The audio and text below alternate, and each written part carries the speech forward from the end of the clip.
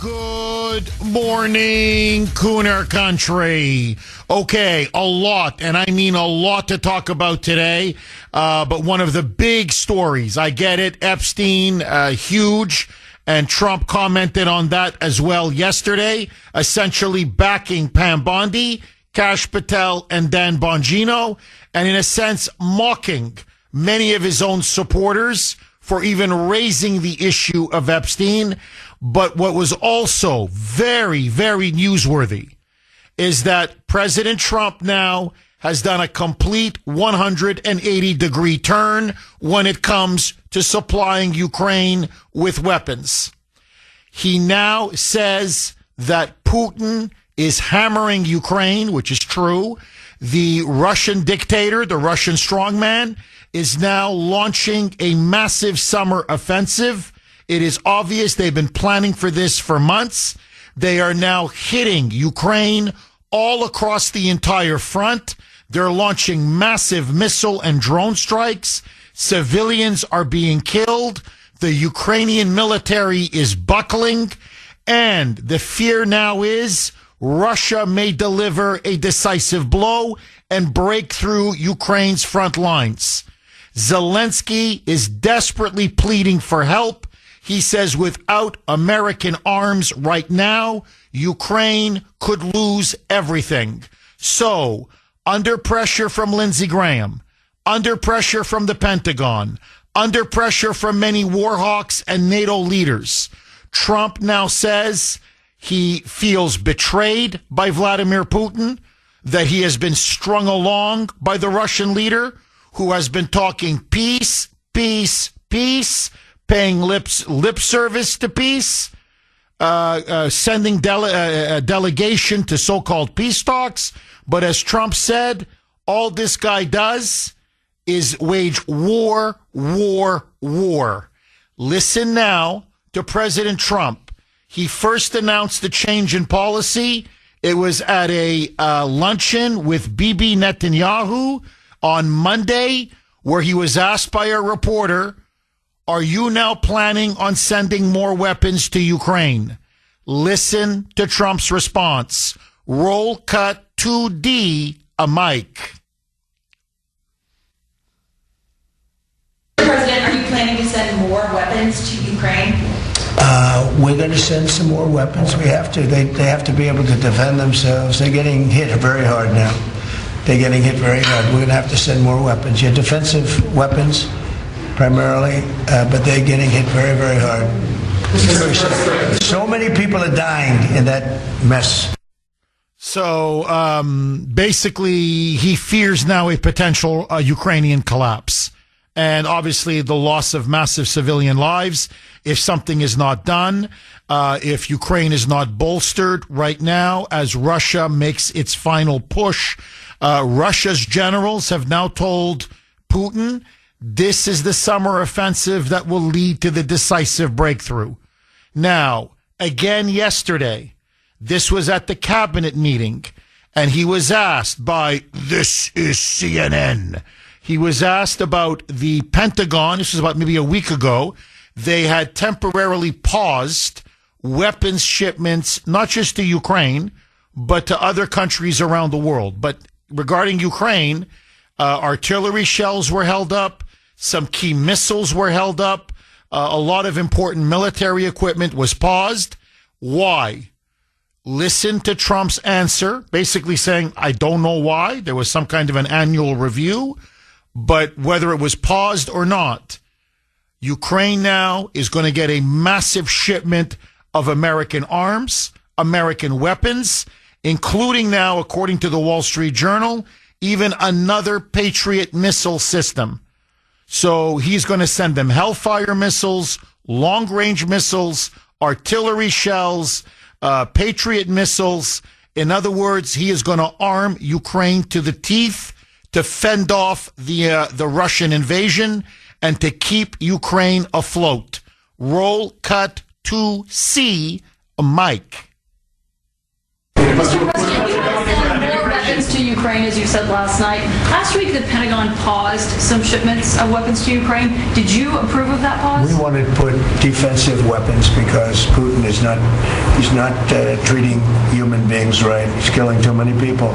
So we're sending some defensive weapons to Ukraine, and I've approved that. So who ordered the pause last week? I don't know. What did you tell me? I think that's a question for the Pentagon. Go ahead. Yeah, he was taking a little shot at Caitlin Collins at the end. You know, well, who ordered the pause? Well, I don't know. You tell me. Basically, someone at the Pentagon did. Now, this is very important.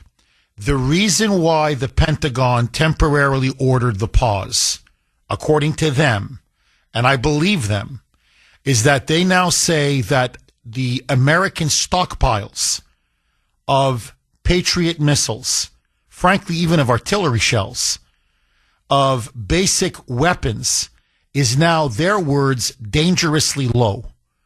That we have basically now emptied out our inventories, not just for Ukraine, but remember, helping Israel, fending off the attacks from Iran on our bases in Qatar and other places.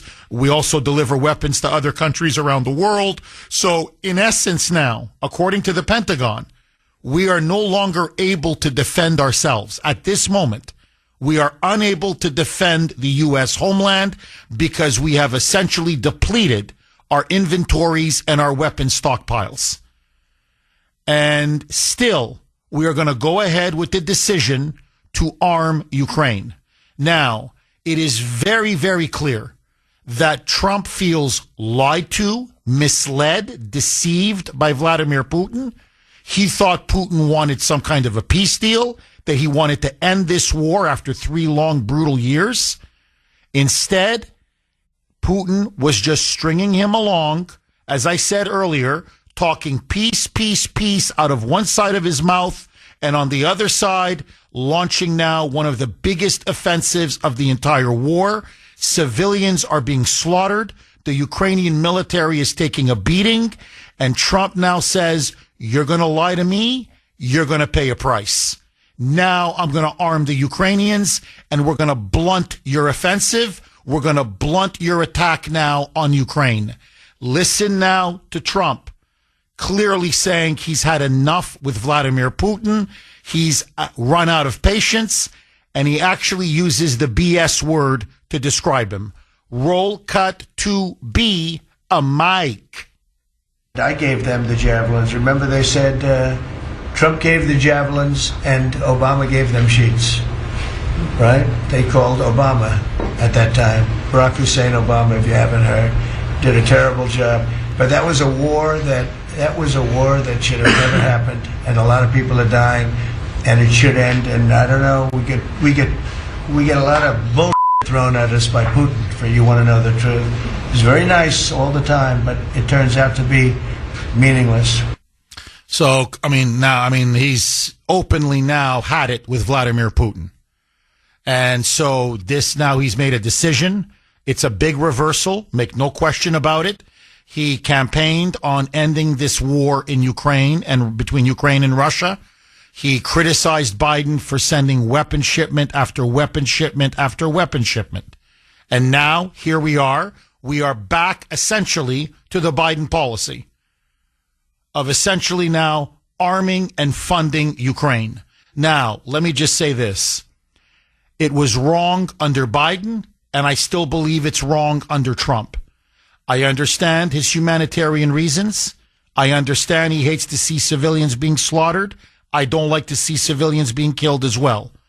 I understand that Putin has lied to him and that Putin has misled him and in many ways played him for a fool. And I understand all of the emotions that Trump feels. But this is not America's fight. We have no strategic interests in eastern Ukraine, or however much now the Russians and the Ukrainians want to fight it out. This is not our war. And the more we arm Ukraine, the deeper we get embroiled into that war. And let me just say one other thing that needs to be said. Ukraine has lost the war. There's no question. They have lost the Donbass. They have lost Crimea. They are never going to get it back. And rather than level with Zelensky, and I'm not just talking about Trump, I'm talking about NATO and the West in general, and say, listen, that 18 to 20% of Ukrainian territory is gone. You're not going to get it back. By continuing to arm Ukraine, you are prolonging the bloodshed. You are going to be prolonging the death and the slaughter and the meat grinder.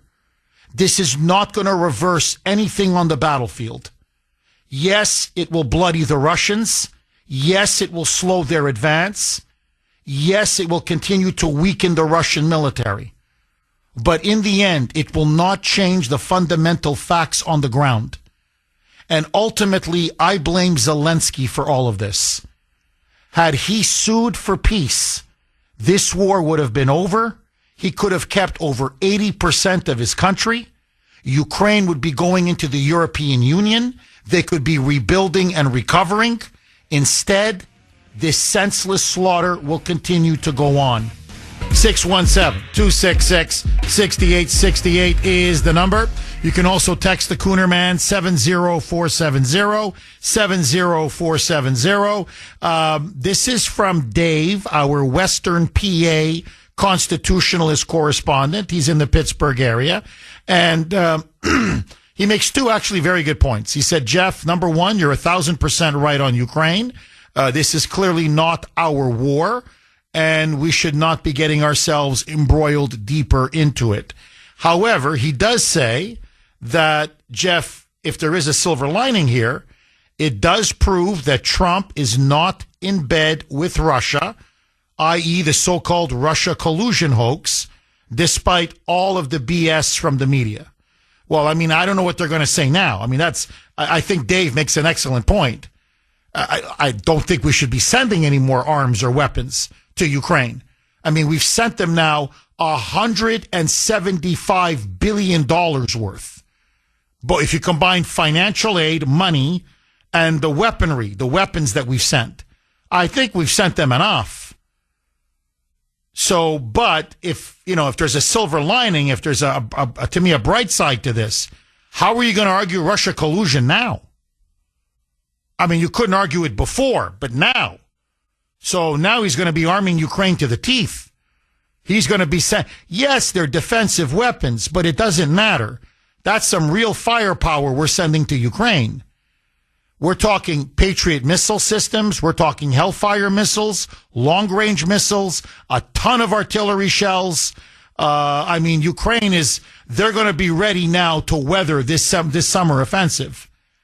Now, let me just make a couple of other quick points, and I'd really like to open it up to the phone lines, 617-266-6868. Let me ask all of you, fairly just simple question.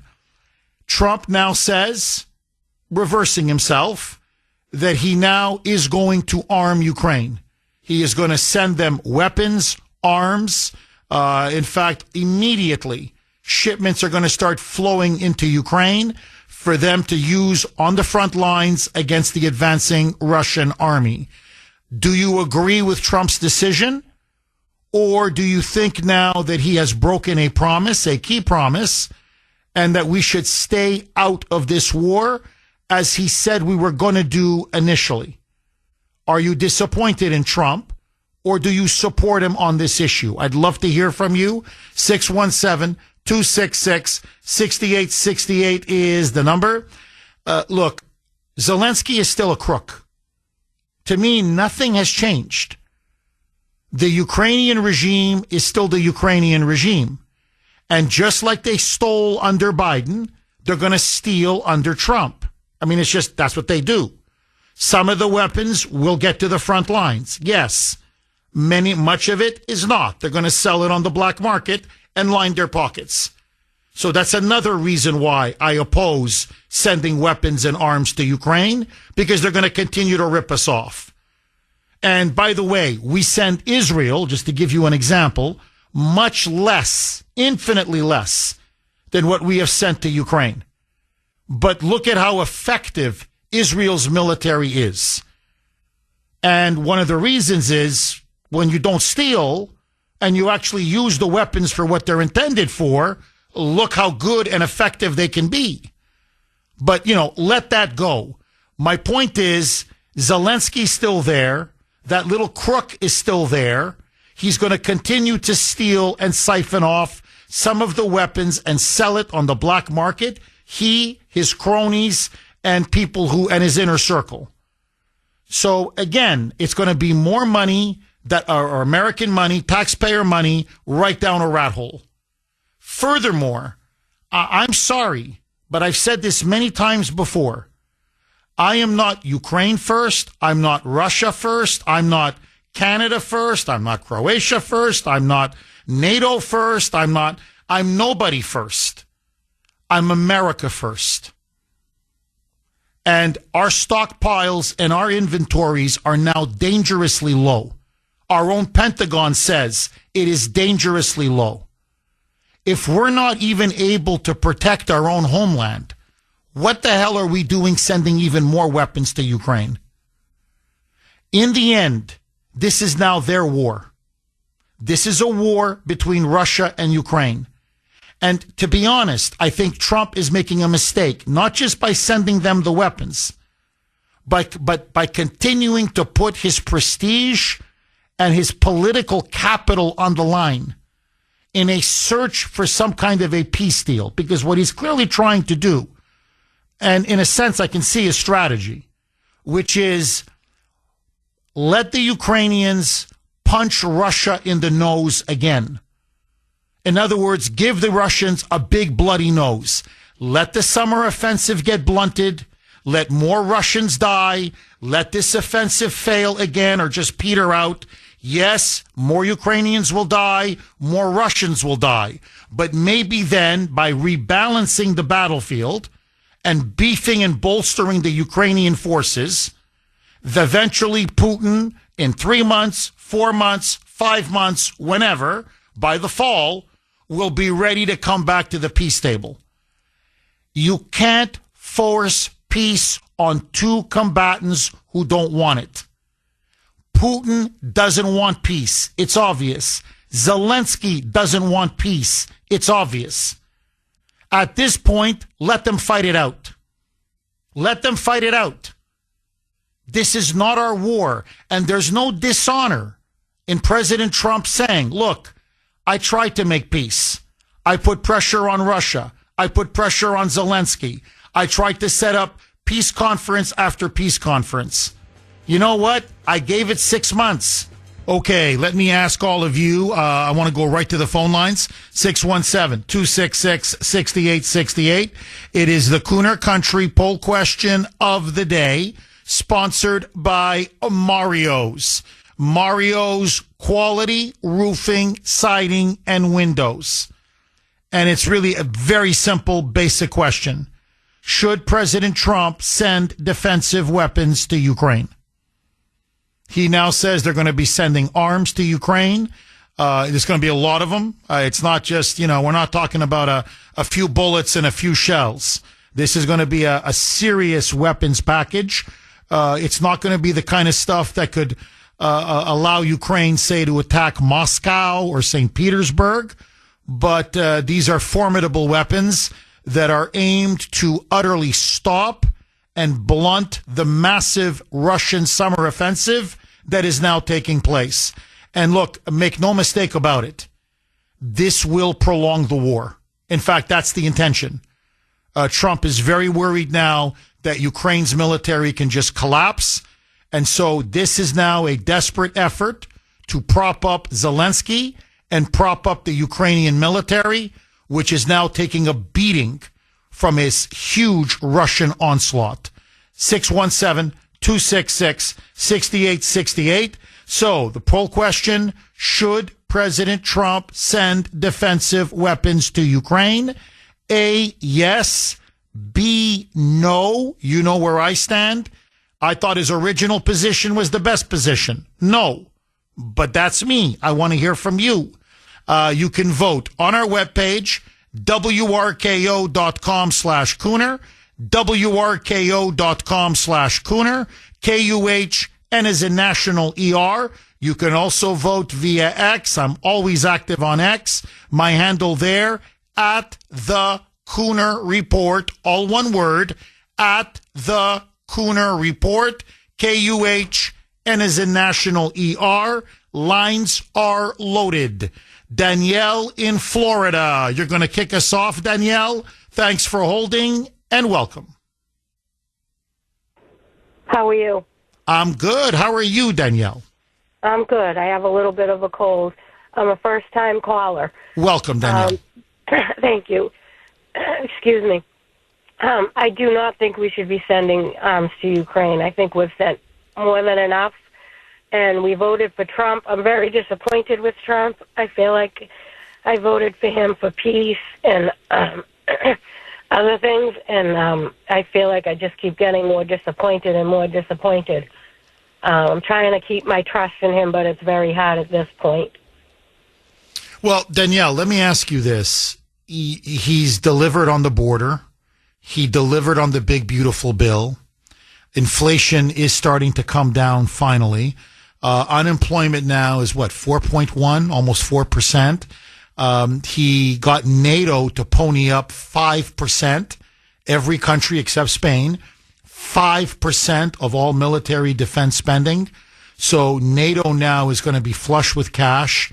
He's winning at the Supreme Court again and again and again. The deportations are really starting to rev up now. Crime is down in many cities. He bombed Iran's nuclear sites. He got peace between the Rwanda and Congo, peace between Pakistan and India, two nuclear powers. He looks like he may even have a ceasefire now between Israel and Gaza. So, in other words, Trump is delivering a lot in his first 6 months.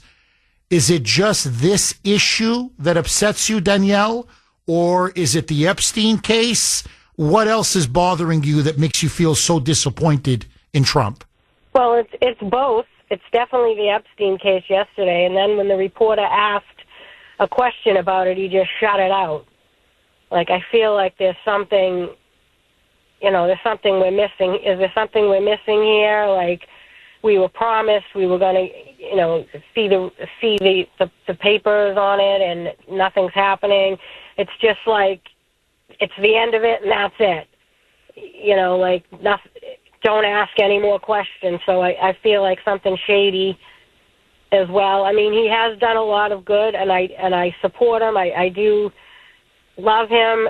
I'm just like, I'm not seeing any financial difference, any grocery prices at the grocery store going down. To me, it's the same. What about drill baby drill and all this other Danielle, stuff? let me ask you this, because you're in Florida. Things are different. Honestly, things are better in Florida. I mean, they were better before, okay, compared to, say, here in Massachusetts. Are you noticing at least a difference at the pump when you put gas into your car? I'm from Easton.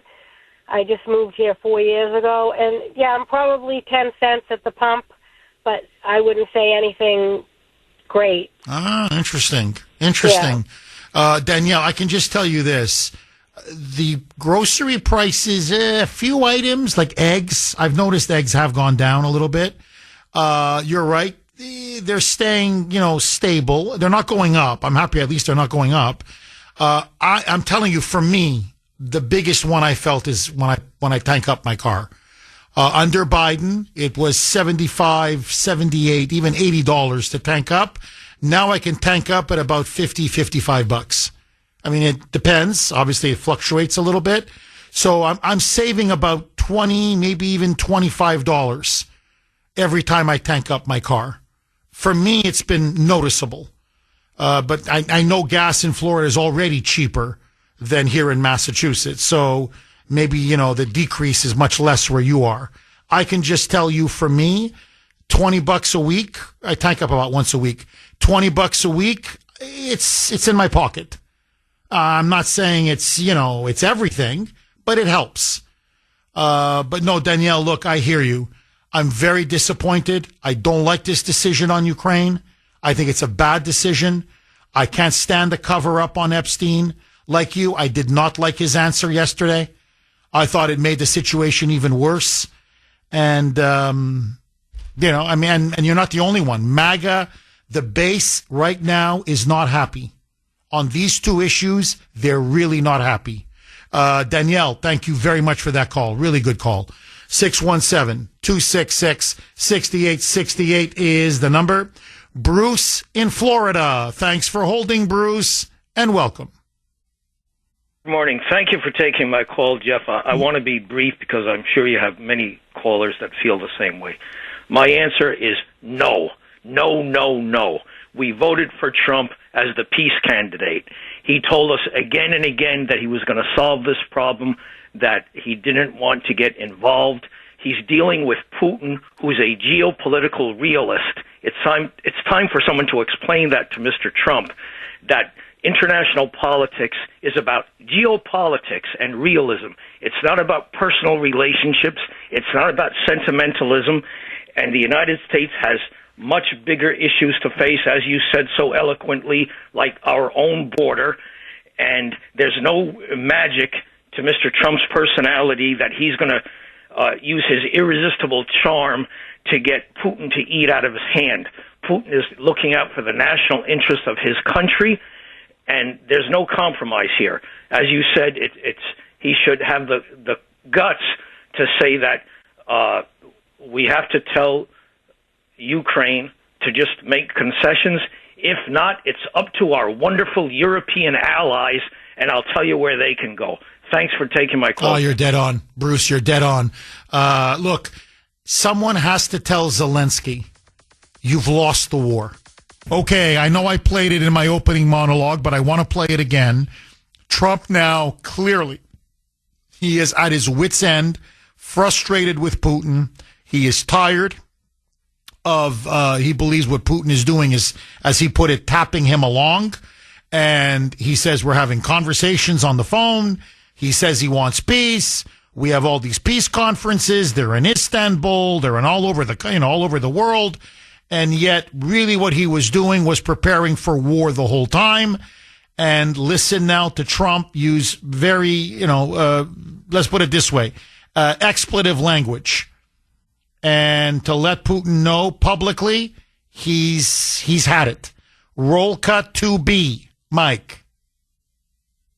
I gave them the javelins. Remember they said Trump gave the javelins and Obama gave them sheets, right? They called Obama at that time. Barack Hussein Obama, if you haven't heard, did a terrible job.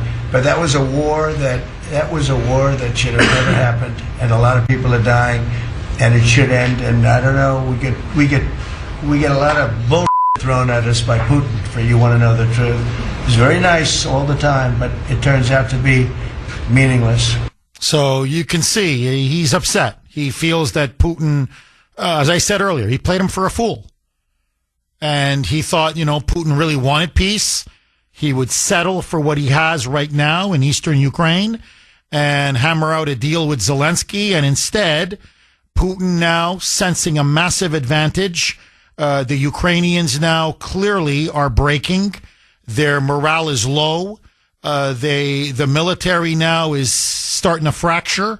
They are starting to lose. It's slow, but they are losing territory. And his generals now believe 50,000 fresh troops now being added to the Russian front lines, that they can now punch through and really deliver a massive, decisive blow. Force Zelensky to the peace table to sue for peace. Now, my question to you, now that he is going to put the full weight of his presidency behind Zelensky, and he's now committing to sending all of these defensive weapons, and it's going to be a big multi-billion-dollar package.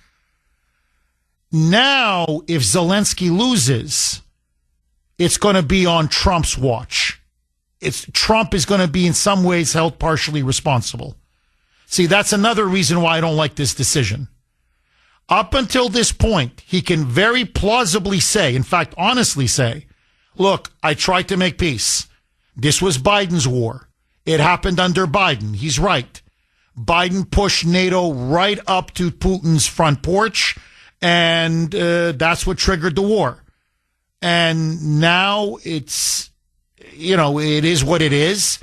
And I've done everything possible to get the two sides to come together, to try to get the two sides to hammer out a deal. But if they're not willing to hammer out a deal, that's on them. I did everything I could. I wash my hands. I walk away.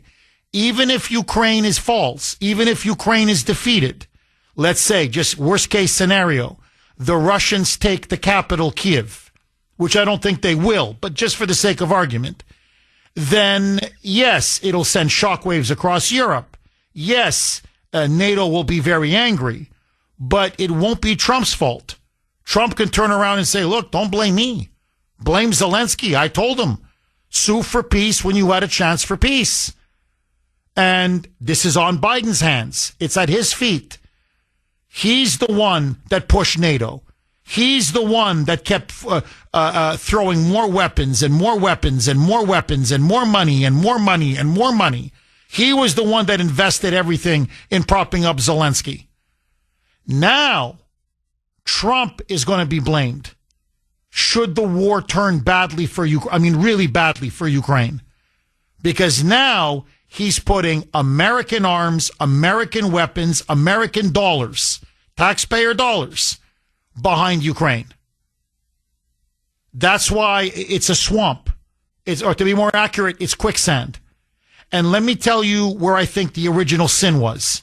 That mineral rights deal that was signed a couple months ago. Because now, by signing that mineral rights deal, we have an economic interest, an economic stake in Ukraine. So economically now, it starts to suck us in. It's like quicksand. You come in, it's just at your ankles. You go a little further, it's at your knees. And then before you know it, it's up to your hip, your waist. And now you're not just waist deep, but soon you're going to be eyeball deep. And that's my fear now, is we've gone from this mineral rights deal, and now it's a defensive weapons package, billions of dollars. And what happens when that doesn't work? Because it won't work. All it's going to do is prolong the fighting, expand the fighting. The body count is just going to pile up even more. And so the more Russians die, the more Putin wants more territory to justify the sacrifices of all the Russian troops. The more Ukrainians die, the more the Ukrainians are going to insist on Zelensky, no peace, no concessions of any kind. And so the war is just going to go on and on and on, almost like a pointless stalemate. So I'm looking at this and I'm like, what's in it for us? What do we get out of it? What's in the American national interest? None. Literally none. And this is Lindsey Graham. I'm telling you, he's calling in his chips. He backed the big, beautiful bill. Now he wants payback. This is from all the establishment Republicans that held their nose. They don't like Trump. They don't like America first. They don't like MAGA. And who said, you know what? We're going to support you on the big, beautiful bill. We're going to support you in other things. But now you got to pay the piper. And the price is weapons to Ukraine and keep these endless wars going. Just my honest opinion. Agree, disagree. 617-266-6868. Larry in Leominster. Thanks for holding, Larry, and welcome. Good morning, Jeff. Trump is like an all-star ball player. Has a great streak of wins, gets cocky, and now he's had a bunch of unforced errors this week. Interesting. Can you elaborate a little bit there, Larry? Well, a couple of your callers had elaborated to it. His comments with Pam Bondi only made the Epstein thing worse. You know, he should have let her give a textbook answer and moved on. But him interrupting and getting in the way of that and scolding us for wanting to know the truth, that's not a good look. He himself, you had mentioned that the Pentagon said it, but he himself said that we're desperately low on our weapons and such like that. Just like the oil's been drained from the reserves, the weapons have been drained. He said it too. And now he's like giving more away. We should concentrate on us, rebuilding our stockpiles. Like the lady said, drill, baby, drill. Get back to it. He's got some good things coming on the horizon. He doesn't need to be making these unforced errors, Jeff. Well, I've got to tell you, Larry, in all the years that I've been covering Trump, and I've been with him, as you know, I've covered him from the beginning, I've never seen the base this angry with him on these two issues, on Ukraine and, of course, on Epstein. And look, by the way, it destroys the myth of the media that his supporters are part of a cult, that they hero worship the guy, that he can do no wrong, that whatever he says, people just salute. No, that's a lie. And you can see it just in the last 24 to 48 hours. They're not, no, they still support him. Of course, I still support him. There's no question. But they're not happy with him. They disagree with him vehemently on Epstein. They smell a cover-up. They sense a cover-up. And I agree with you. He fumbled it. He really fumbled it bad. You know, he could have handled it many ways. He could have just let Pam Bondi answer the question about Epstein. And just basically, okay, it's her decision. She's the attorney general.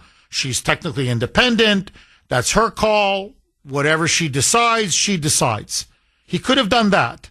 He could have even said this, Larry, and you tell me what you think. We made a decision on Epstein. We made it for multiple reasons, and I'm not going to elaborate on why, but this was a decision that Pam felt strongly about, I felt strongly about, Kash Patel, Dan Bongino, and that's all we're going to say about it, and move on. In other words, wink, wink, I have my reasons, and just move on. But you're right, Larry. For him, he basically, he attacked his own base. For him to say, what, you guys are still going on about Epstein? Who the hell cares about that loser, that creep? What do you guys, hey, I just got the big, beautiful bill. And then when he went on about Texas, and he said, well, this is a desecration of the victims in Texas by even asking a question about Epstein. I'm like, whoa. What does Texas have to do with any of this? Your administration, your DOJ, your FBI made a major reversal on a major campaign promise. You were the one that you as in Trump, you were the one that made a big issue about this on the campaign trail. You said you were going to release the Epstein files. You said the public would see everything. Pam Bondi said we were going to see everything. Kash Patel and Dan Bongino said we were going to see everything. And then you guys do, again, a complete 180, a complete and utter reversal. You do the very opposite. You break a major campaign promise, like, frankly, he's doing now on Ukraine.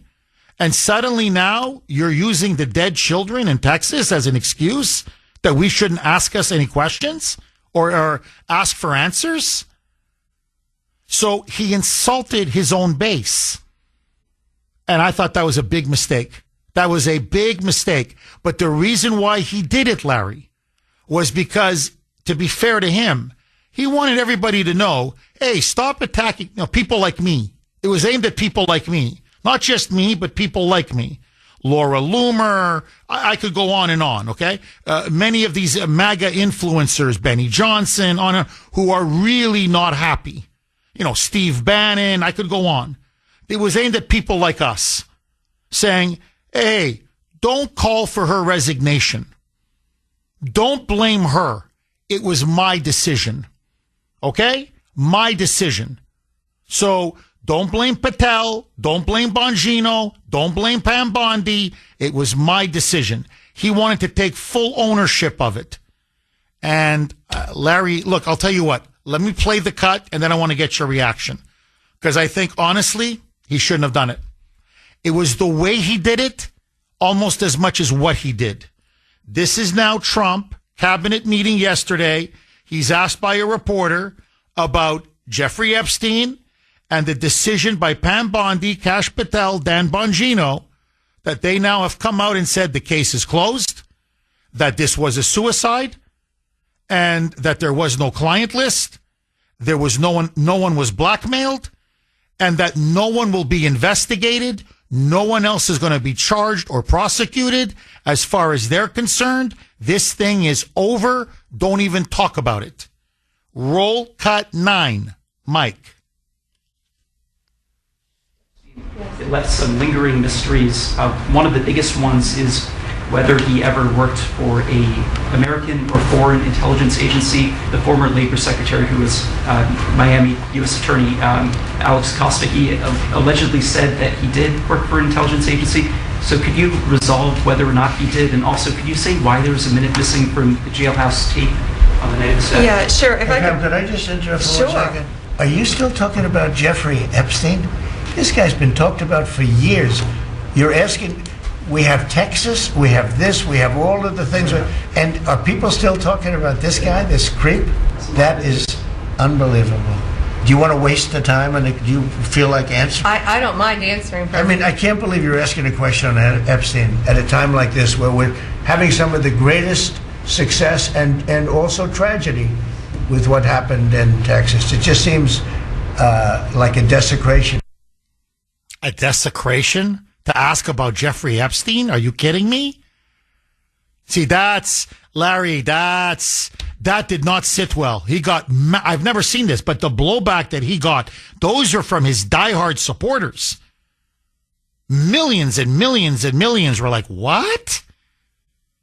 He should not have said it. I'm telling you, he should not have said it. And let me just say one other thing, and I want to go right back to you, Larry. It's not about Epstein. And he knows that, of course. And Pam Bondi knows it. They all know it. It's about the sex trafficking network that he was at the center of.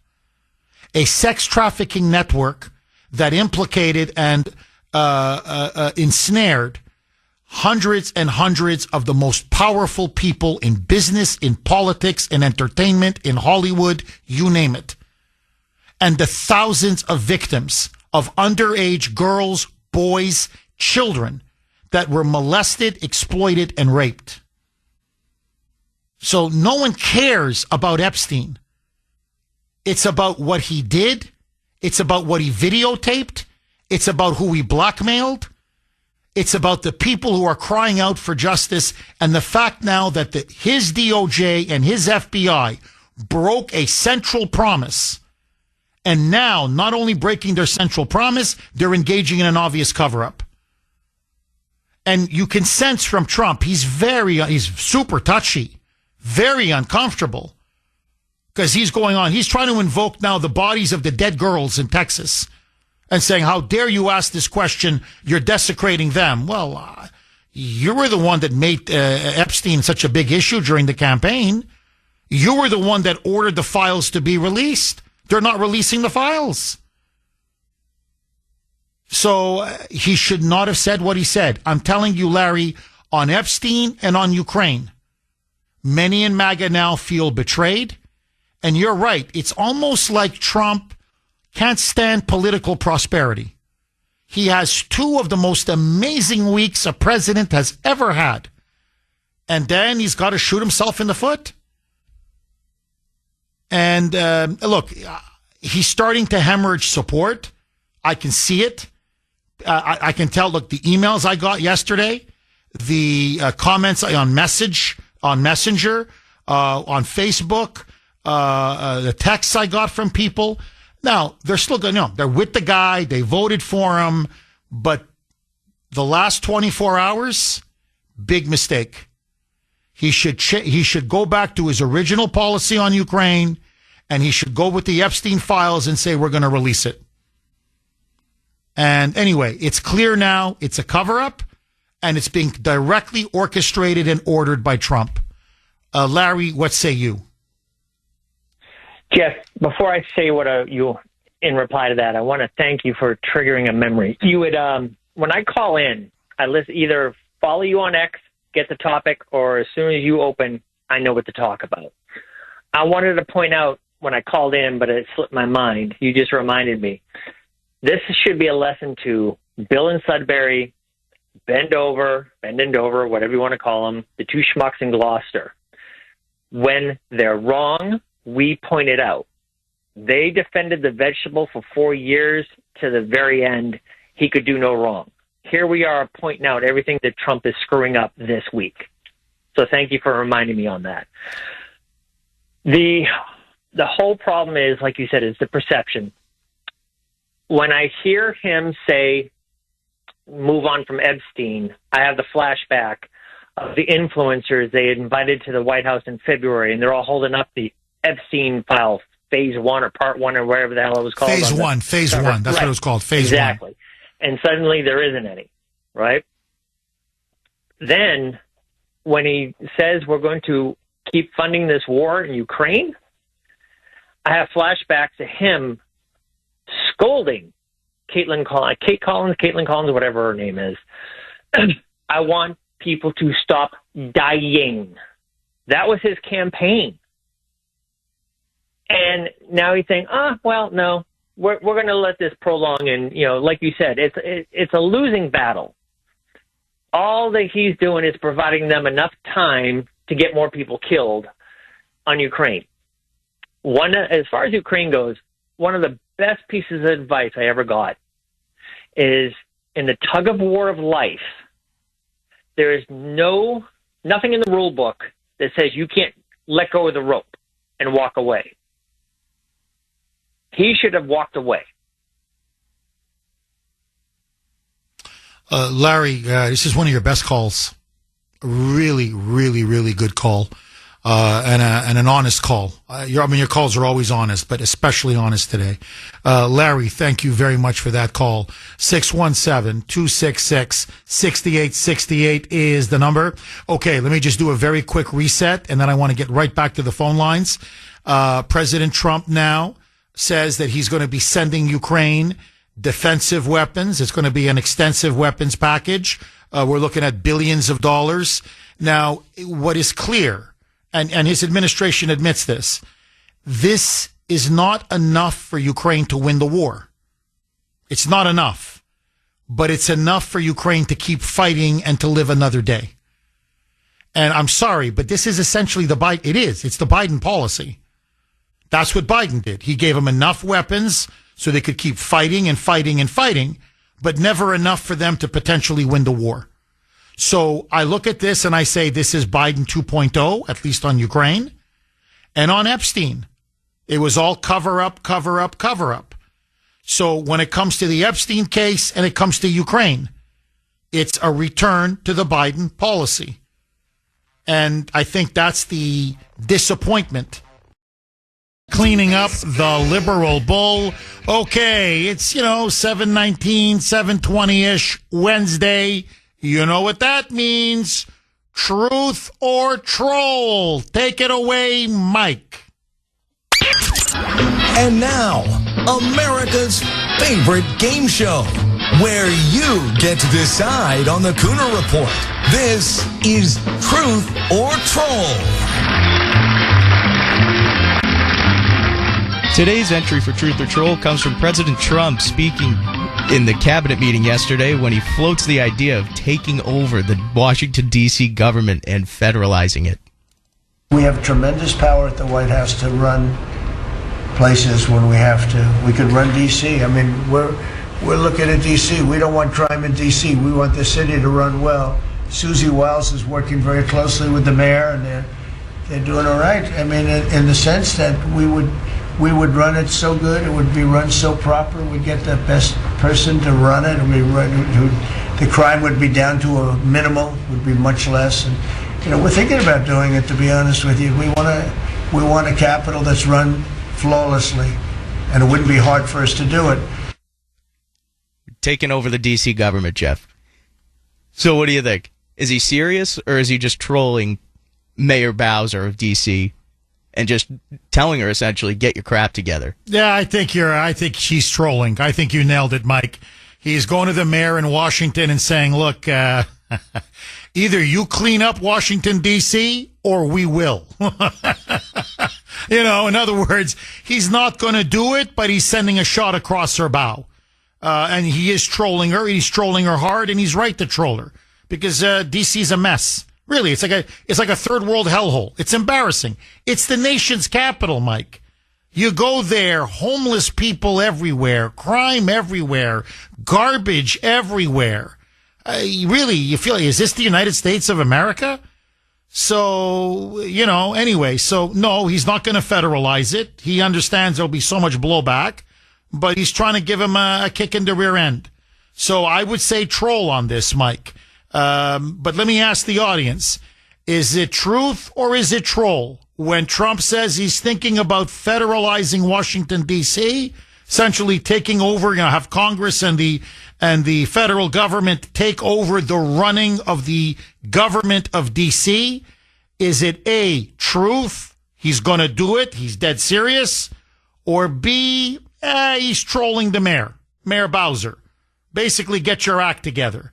A or B, truth or troll? I want to hear from you. You can vote on our webpage, wrko.com/Kuhner, Kuhn as in national ER, or if you prefer, again, is X. You can go on X, my handle there, and vote there. My handle at the Kuhner Report, Kuhner. Barbara in Maryland.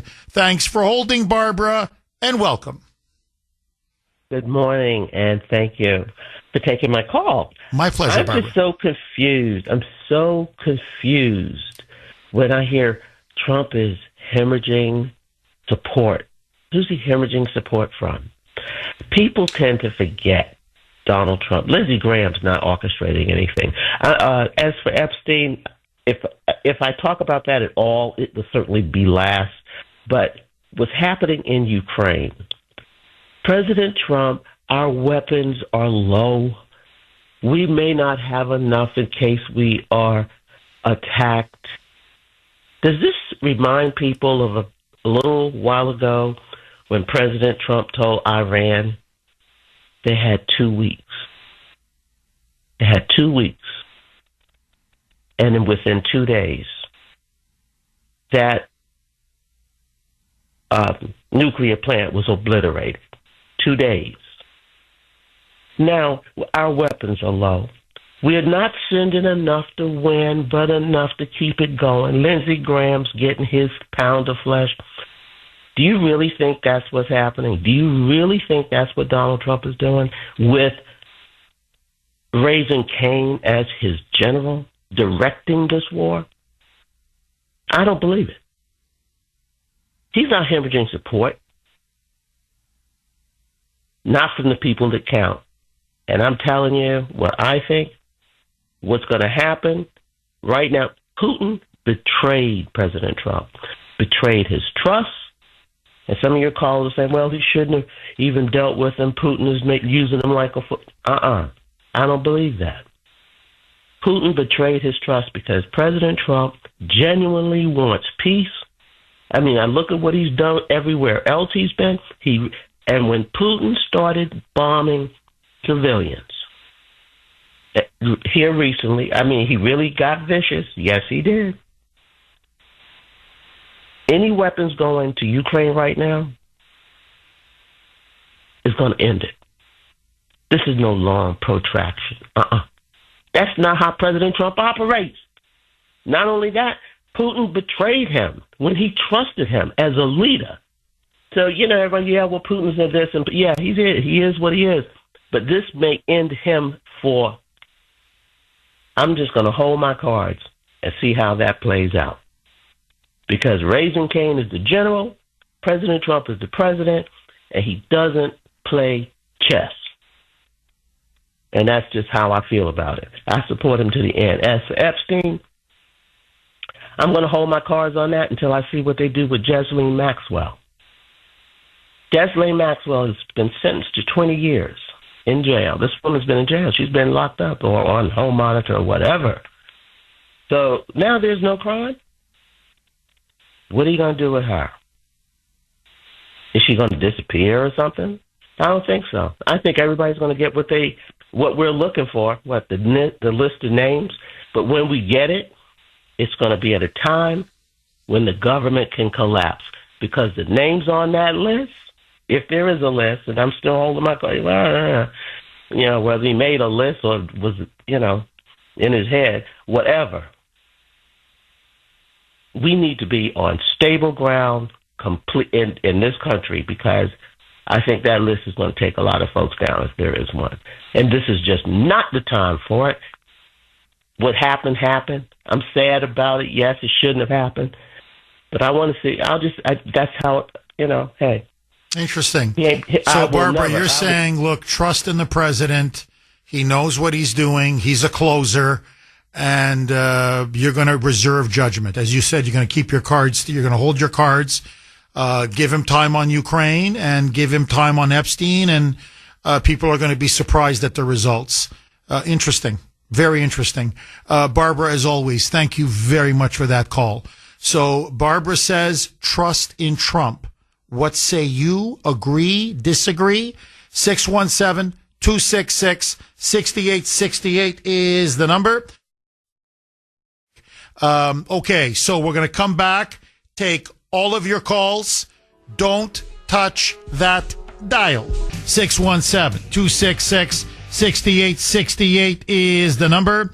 Okay, listen now to President Trump. He now does a 180-degree U-turn on sending weapons to Ukraine.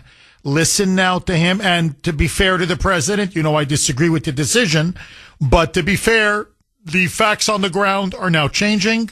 Russia is involved in a massive campaign, an offensive, a summer offensive. They are taking over villages. They are pushing on key strategic areas. Ukrainians now are dying. Many civilians are being pounded in major cities like Kiev and other cities through missile and drone attacks. And the Ukrainian military now is buckling. There is no question. They're on the ropes. They need weapons. They need weapons now. Listen to President Trump asked about this temporary pause ordered by the Pentagon last week, in which they reviewed all weapons being sent abroad, in which the Pentagon came out with a statement saying, we are so low ourselves in terms of our stockpile, our inventories, we don't recommend sending any more weapons to anybody. We don't have enough Patriot missiles to defend our country. We don't have enough artillery shells. We don't have enough missiles. We have sent so much that basically now our inventory is almost completely depleted.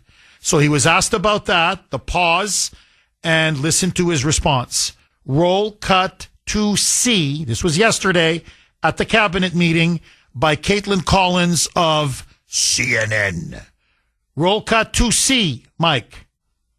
Mr. President, you have sent more weapons to Ukraine, as you said last night. Last week, the Pentagon paused some shipments of weapons to Ukraine. Did you approve of that pause? We wanted to put defensive weapons because Putin he's not treating human beings right. He's killing too many people.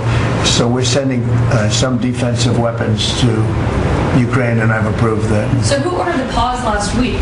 I don't know. What did you tell me? I think that's a question for the Pentagon. Go ahead. So he's going to send defensive weapons. Apparently now what the administration is telling the media, it is going to be a multi-billion-dollar package. They've already, under Biden, they sent 3 Patriot missile systems. Trump now wants to send another Patriot missile system. Interceptors. These are missiles that intercept either incoming missiles or drones or whatever from the sky. He also wants to send more drones to Ukraine, more artillery shells, short-range, mid-range missiles, Hellfire missiles. He wants to level the military playing field, the battlefield.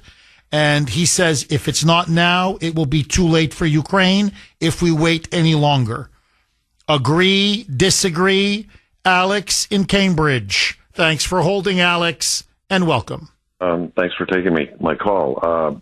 Yeah, it's a very interesting discussion. One of your callers talked about the realpolitik of Putin. I totally agree with that. I think Putin is all about realpolitik. And let's don't forget, in 2014, he took Crimea, and then there was peace. There was no activity, and then he came back for more.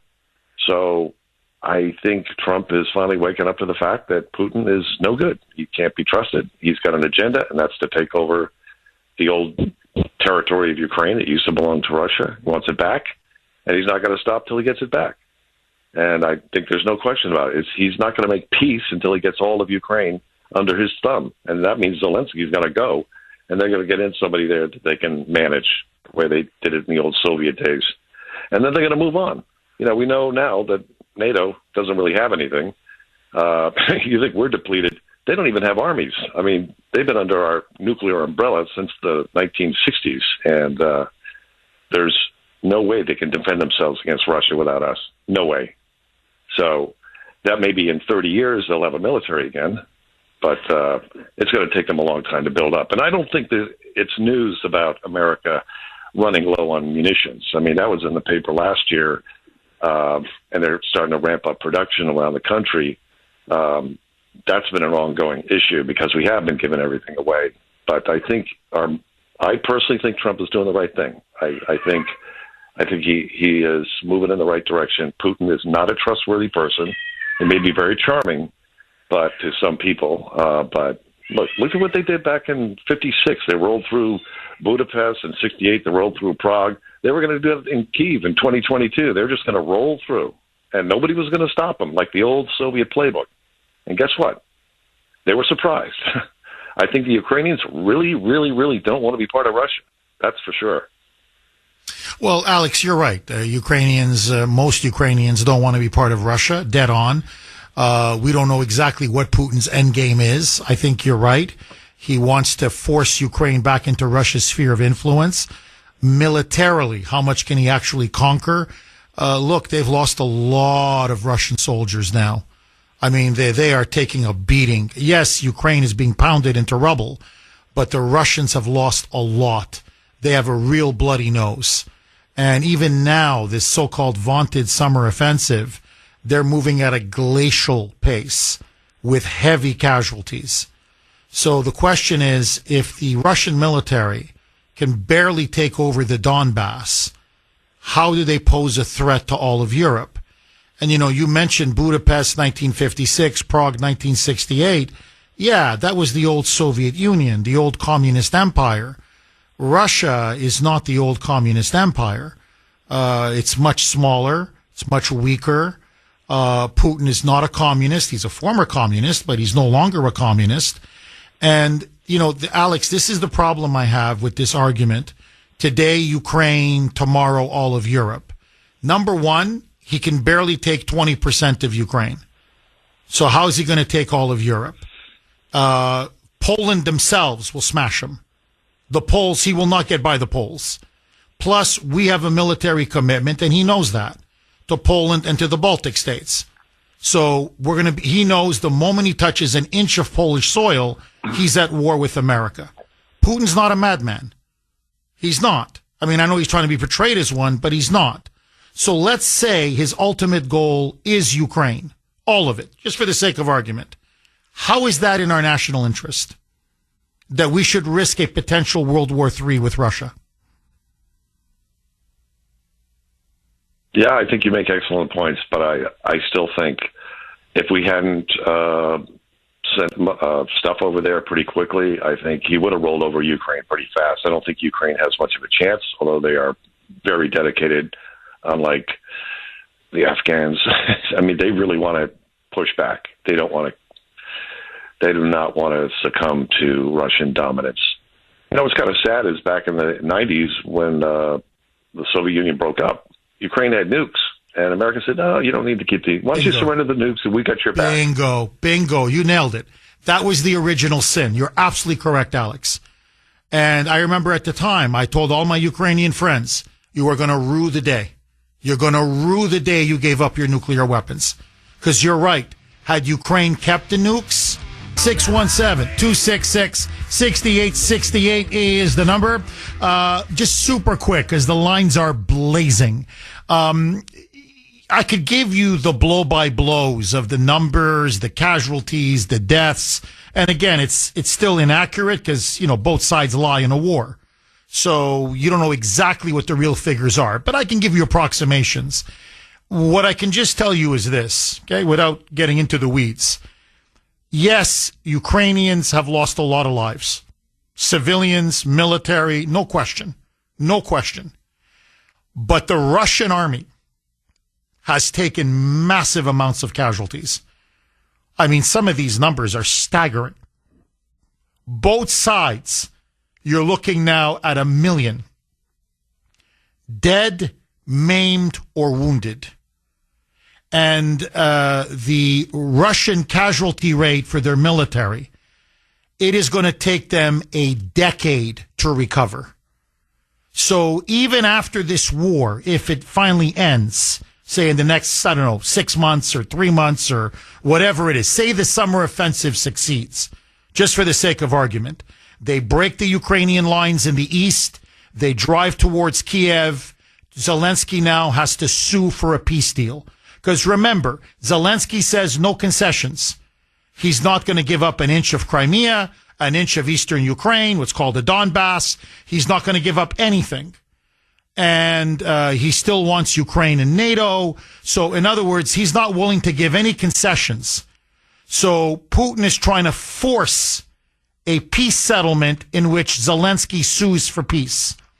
In other words, win this not at the diplomatic table, but win it at the military on the battlefield, on the and through militarily, through a military victory. Now, if Zelensky sees that the Russians are now driving towards Ukraine, driving towards Kiev, then he will have to sue for peace. Or he's going to see Kiev turn, reduced to rubble, which is the one thing he doesn't want and most Ukrainians don't want. It is the crown jewel of Ukraine. So Putin now wants a military strategic victory that he thinks he can get that will force Ukraine to concede everything that Russia wants. If Zelensky sees Russian tanks and Russian soldiers pouring towards the capital and encircling Kiev, his government may fall. There may be a replacement government, one much more friendly to Russia, Putin, and Moscow, and basically the cause will be lost. Zelensky may then sue for peace, which is ultimately, I think, what Putin wants. Now, if it comes to that, just play out the scenario. The notion that the Russian military, after the beating it has taken over the last 3 years, and I don't just mean the destruction of their tanks, their infantry, I'm talking about the loss of Russian lives, Russian military soldiers. It is going to take a decade for them to replenish themselves. Now, the strategic calculus, just to understand, this is not a Hail Mary by Trump. What he does get very clearly is there is one factor that is working against Vladimir Putin, and that essentially is time. The Russian war economy, it's on a full footing. He has put Russia on a full military war footing. The factories are working literally 24 hours a day, turning out shells, turning out missiles, turning out tanks, turning out bombs, turning out airplanes, you name it, drones. I mean, the whole country, it's on a war footing. What happens is when you have a war economy, it leads to very high inflation, very high interest rates. The Russian economy now is starting to fray. Inflation is now over 20%. 20%. Interest rates are above 20%. You literally have some of the most important, vital businesses. They're loyal to Putin. But these owners are saying, look, we love you, man. And it's not that we don't back the war effort, but we're going to go under with 22, 23, 25% interest rates. And you've got the Russian people saying, look, we can't sustain 20% inflation. Groceries are too expensive. Gas is too expensive. Cost of living is way too expensive. So he's got a problem. Eventually, his economy is going to melt down. It's going to collapse. And he knows that. So in a way, he's taking a very high stakes gamble. His generals are guaranteeing him a victory. We shall see. But that's why he's now poured in over 50,000 troops, and they are throwing everything but the kitchen sink right now at the Ukrainian front lines and at key strategic cities all across the country. What Trump is hoping is that by keeping Ukraine afloat for another 3 to 6 months, that this will take all the air out of the Russian military, that their offensive will stall, more Russians will die, the body count will get even higher, and now Putin's going to be facing a war economy that is on the verge of collapse.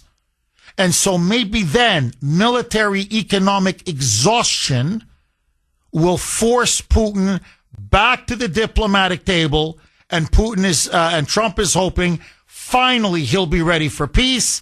Zelensky will have taken a lot more in terms of casualties, so they may be exhausted as well.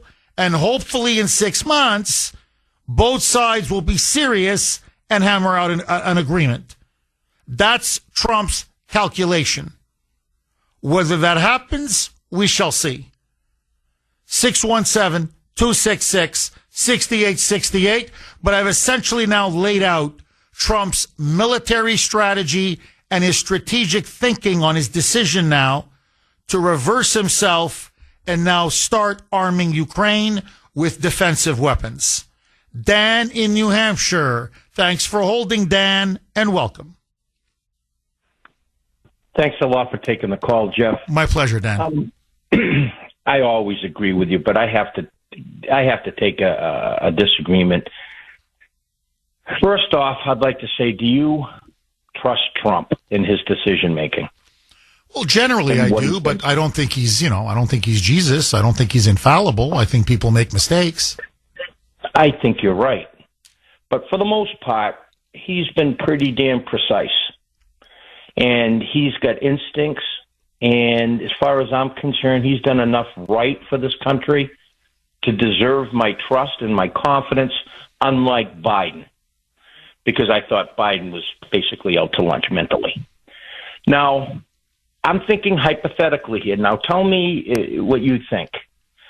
What if Trump said, look, as a defensive measure, we've already got nukes already over in Ukraine. And, quite honestly, they're not going to be used aggressively. They're strictly as defense. Now, we mentioned a little bit earlier in the conversation that he would have never invaded Ukraine if they had the nukes that they had before. So basically what you do is you empower the Ukraine back to that original situation where there's just too much for Putin to lose. Right now, it's a bloodbath. Both of them want a bloodbath. It's the hatred. It's really what it is. It's the hatred. And they're not going to be satisfied until they get their pound of blood or their gallon of blood. However, if Trump played the situation, says, look, we're going to fortify them. We're going to, they're going to have nuclear capability. And we're also going to be looking for a regime change. We don't want Zelensky in there. We want somebody else in there. And basically give them something to think about and say, hey, look, Trump is meaningful about this. He's willing to go that far to stop this war. And what happens, when you think about it, if the Ukraine falls, then they're right up against all the other NATO nations. And basically they've got the wolf at the door. I mean, it's a two-bladed situation where you have, Russia didn't want NATO right up against its borders, but it's willing to become up against the other guy's border if they take over the country. So the bottom line is that we have made NATO pay 5%. They expect, protection from us, and they'll get it. But I think it's peace through strength. I think that that's the way of the world. I think that if Trump said, look, hey, we're going to float some nukes over there. You don't even know if we've already got them over there. But you know something? this is going to end. And that would be the ending of it, because neither of them would want a nuclear war. It's all in Europe's backyard. And bottom line is, it would scare the hell out of both of them and everyone around. And they'd all sit there and say, what are we going to do now? Are we going to get nuked, or are we going to continue this war? So the bottom line is I think Trump knows a hell of a lot more than what you or I know. He knows the scene, been behind the scenes, and I think that I trust him for his previous decisions. I've agreed with most everything that he's done. I think that he's a great leader, and that we should not lose confidence in him. Now, as far as Epstein is concerned, I'm not going to go long because I know that we can't talk too long. That's a little fishy to me. I don't particularly like it. But you've got to know, you've got to peel the avocado, look into that and say, well, maybe Roberts, the Supreme Court Justice, might be involved. Maybe Trump, with so many important people who don't want to be known, maybe he's leveraging them. And quite honestly, playing a good hand of poker with the people that have done things wrong, but not necessarily against him, could possibly be an ally if he just didn't unroll things and let them be exposed. Granted, what they've done is terrible, but, politics is ugly, it's dirty, it's mean, it's everything, and you've got to be able to play dirty when you're in a fight. And that's basically what it is, Jeff. Well, Dan, look, again, always very intelligent call, very well-reasoned, very logical. I disagree on both counts. Number one, to me, you don't play poker with a child rapist or someone who protects child rapists. You arrest them. You unmask them, you expose them, and you arrest them. And I don't care if it's Chief Justice John Roberts. I don't care if it's Barack Hussein Obama. I don't care if it's Bill Clinton. I don't care if it's Bill Gates. I don't care. And these are the people that are, let's put it this way, and it's more than rumored, but I'm just going to say rumored. I'm telling you, they're on that list, okay? They're on that list. And others who are on that client list. So, no, to me, you arrest these people and you tell the American people the truth. You don't coddle them. You don't protect them. You don't let them escape justice for many reasons. Number one, because you're betraying the victims. And more importantly, you're betraying the American people and our constitutional republic. So I think this decision on Epstein is going to haunt Trump. I think it's a bad decision. And the way he did it in particular, I think it made it even worse. Now, as for Ukraine, I don't believe in blind faith. I never have. I don't believe in blind faith for any person. I love Trump. I voted for him 3 times. I've agreed with 99% of his presidency. But I think on Epstein and on Ukraine, he's making a fatal miscalculation. And I don't understand what has changed. Nothing objectively has changed, except that Russia is now increasingly winning the war. Civilians were being slaughtered before. Nothing has changed. So why now? Why all of a sudden? Now, here's what's going to happen, and this is my fear, but it's pretty obvious. He's going to send them the defensive weapons. Zelensky is going to be Zelensky. A lot of it is going to get stolen. Some will get to the front lines. Much of it will get stolen. It's not going to be enough to prevent a Russian victory. Russia has won the war. They've won the war. The question now is how, and this, to me, the problem now is no longer in Moscow. The problem now is in Kiev. The problem now is in the capital of Ukraine. Zelensky refuses to accept reality.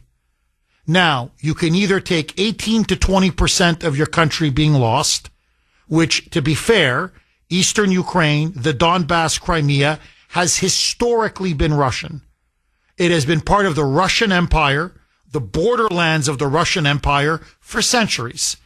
Many of them in that part of Ukraine consider themselves either ethnically Russian, they're Russian speaking, they have a lot of attachment to Russia.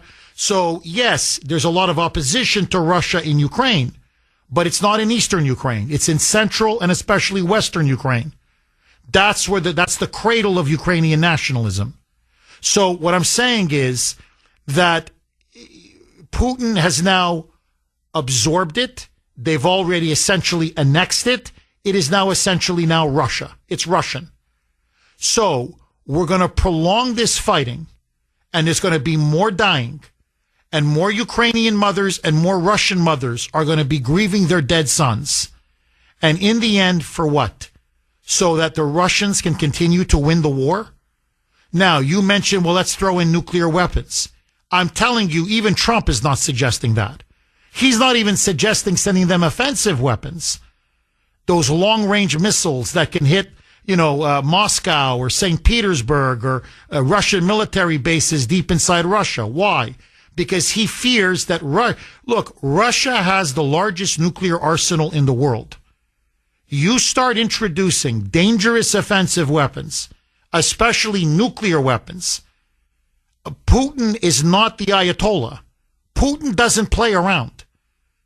Say what you want about Putin, and I don't like him. And if I was living in Russia, I'd never vote for him. But the fact of the matter is, when he says he's going to do something, he does it. Every time when he makes a threat, he follows through on that threat. He has said repeatedly, I don't want Ukraine in NATO. Why? Because then NATO can introduce nuclear weapons, nuclear missiles, literally 15 minutes from Moscow. And that is a threat I cannot and will not accept, and no Russian leader would accept it. Just like we didn't accept the Soviets when they put missiles in Cuba, 90 miles away from Florida. It was a red line. And Kennedy was willing to risk World War III, a nuclear war, to stop it. Putin is the same. So if we introduce nuclear weapons into Ukraine, I'm telling you, you're guaranteeing us World War III. The Russians will respond with everything that they have, including, God forbid, nuclear weapons. And so the question we have to ask ourselves is Ukraine worth World War III? And to me, the answer is no. And the folly that I'm seeing among our elites, I'm telling you as an historian, and it's the same thinking. I have confidence in the Kaiser. I have confidence in the British Prime Minister. I have confidence in the Russian Tsar. Is the same kind of thinking I'm seeing now. Trust our guy no matter what. He's our guy. Trust him, trust him, trust him, trust him. And I'm sorry, I don't trust any man, even a great president like Trump. Great men also make mistakes. Sometimes they even make great mistakes or huge mistakes. And, you talk about, Russia can be now on NATO's border. They're already on NATO's border. Estonia, Latvia, Lithuania, they're on Russia's border. They're part of NATO. Poland already has a small slice of its border tied to Belarus and a little bit of Russia. So what I'm saying is we're already there. It's not the end of the world. The sky's not going to fall. So this boogeyman of Putin, it's always the same garbage. He's Hitler. He's Hitler. He's Hitler. He's not Hitler. He has no designs on Poland. He has no designs on Germany or France or Italy. And you can tell because the Europeans aren't serious about their defense. If they really felt threatened by him, they'd be arming themselves to the teeth right now. They're not. So that tells you it's all just propaganda and talking points to justify this endless war. Now, I'm sorry. $175 billion. That's just what they got from us. People forget this. The EU, say what you want about the Europeans. They've given Ukraine another 100. In fact, I think they've given them 200 billion. So combined, Ukraine has gotten in the last 3 years $400 billion, both in money and weapons. With $400 billion, they should have taken Moscow. $400 billion. And by the way, they're getting much better weaponry than the Russians have. The Russians, it's second-grade stuff. We're giving them the best American weapons, the best German weapons, the best British weapons, the best French weapons. They're getting Western weaponry. And so you have to ask yourself, where did the $400 billion go? Again, we give a fraction of this to Israel. Look at what a military colossus Israel is, because they don't steal the money. Or they don't sell the military hardware on the international black market. That's what the Ukrainians have been doing. So I'm sorry. If the Ukrainians are going to keep swindling us and the Europeans, enough is enough. You had your $400 billion. You blew it. You stole most of it. Now, deal with Vladimir Putin. 617-266-6868 is the number. Okay, text line is on fire. You can text us 70470, 70470. This is from 508. Jeff, Russia won the war the day it began.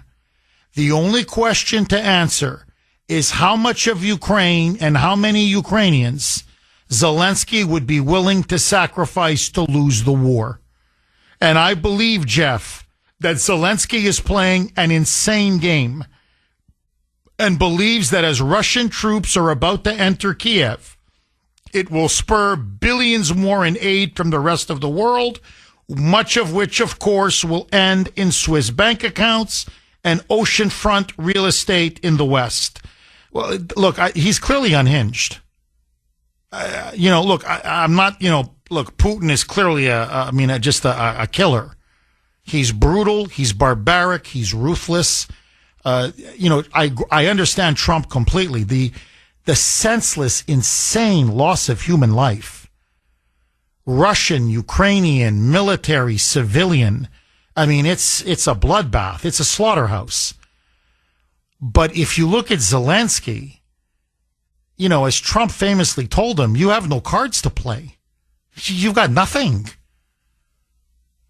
And what do you think is going to happen? Someone's just going to wave their magic wand and unite. And that's ultimately Zelensky's end goal. He wants America to eventually be forced or compelled to enter the war and fight Russia directly. It's now a proxy war, but it now is going to escalate into a direct war between Russia and the United States. That's his only play. And to me, once you start, resuming weapons shipments to Ukraine, that again puts us down that very perilous path. Again, we have no dog in this fight. I mean, I sympathize with Ukraine. Of course I do.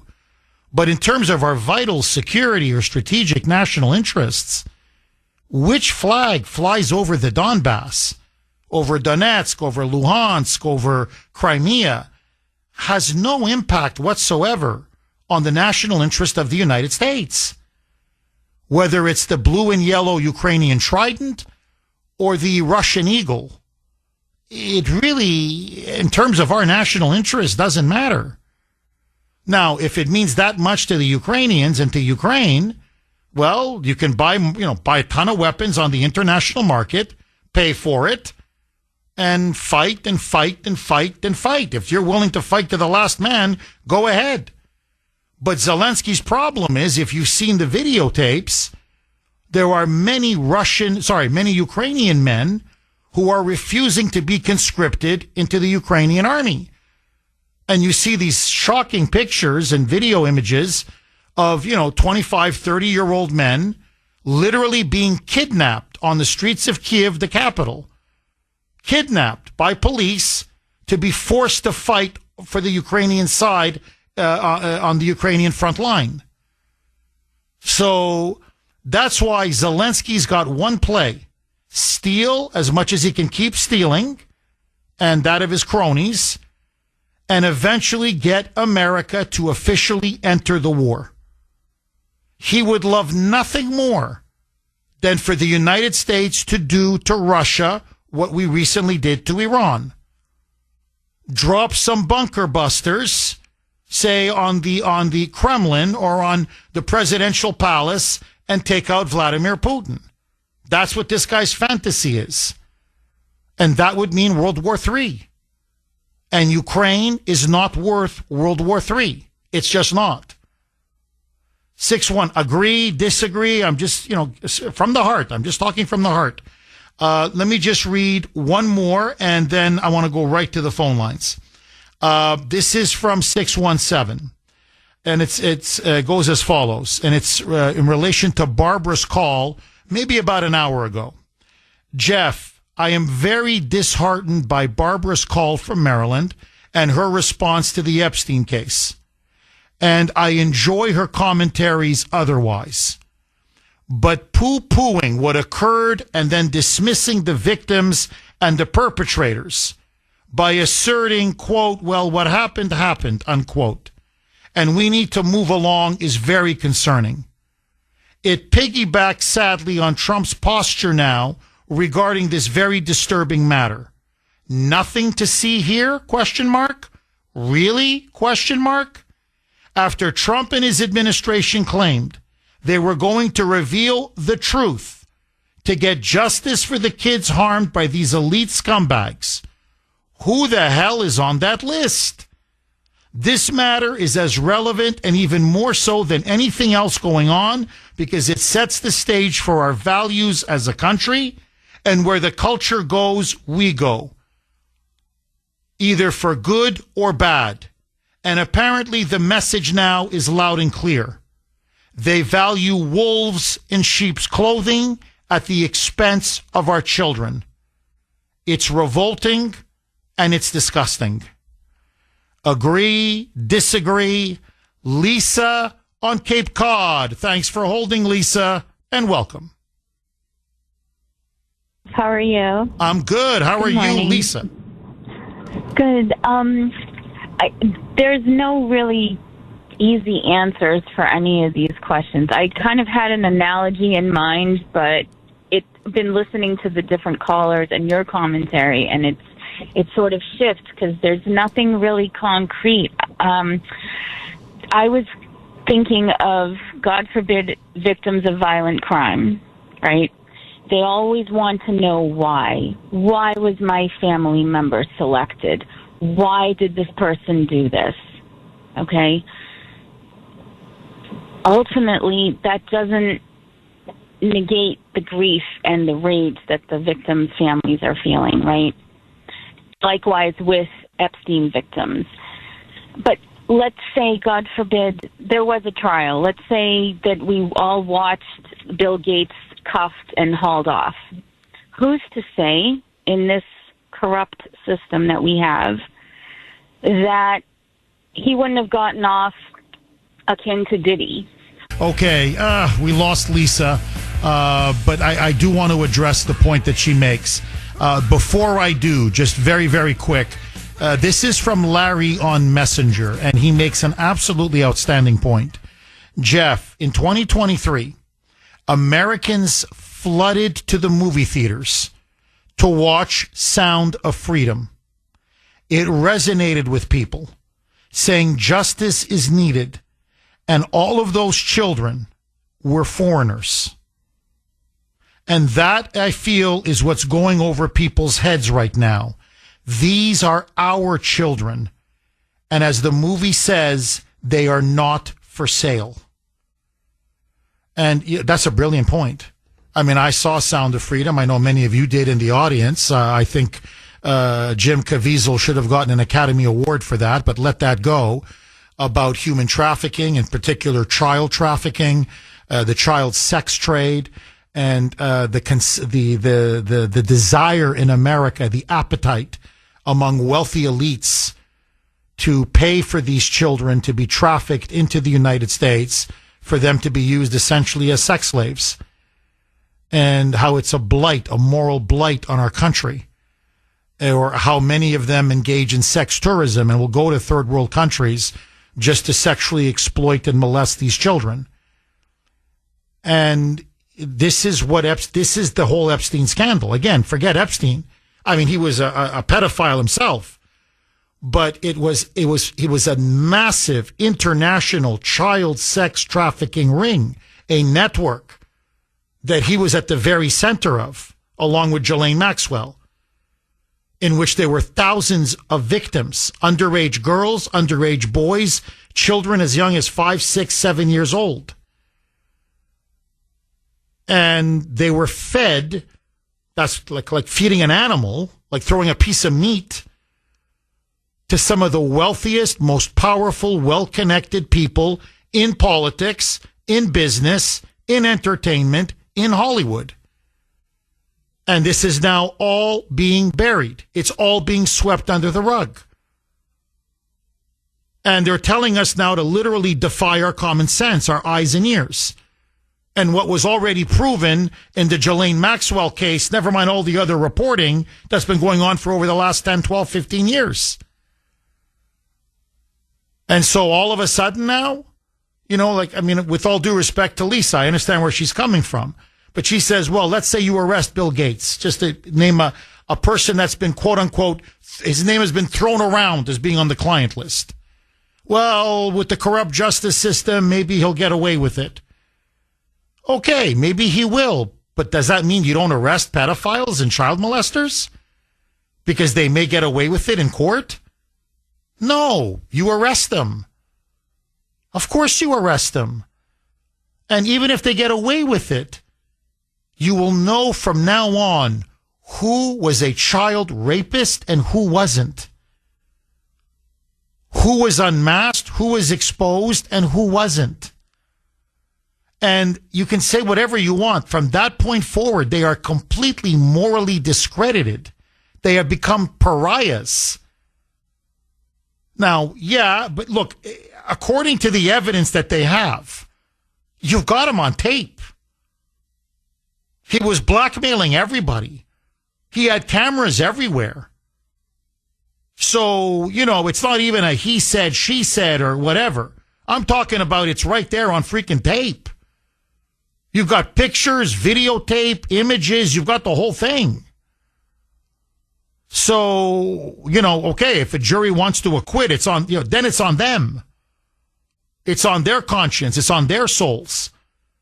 But the right thing to do in a civilized society, if you believe in, protecting children, basic rights, the rule of law, especially the most vulnerable, our children, for God's sake, predators need to be arrested.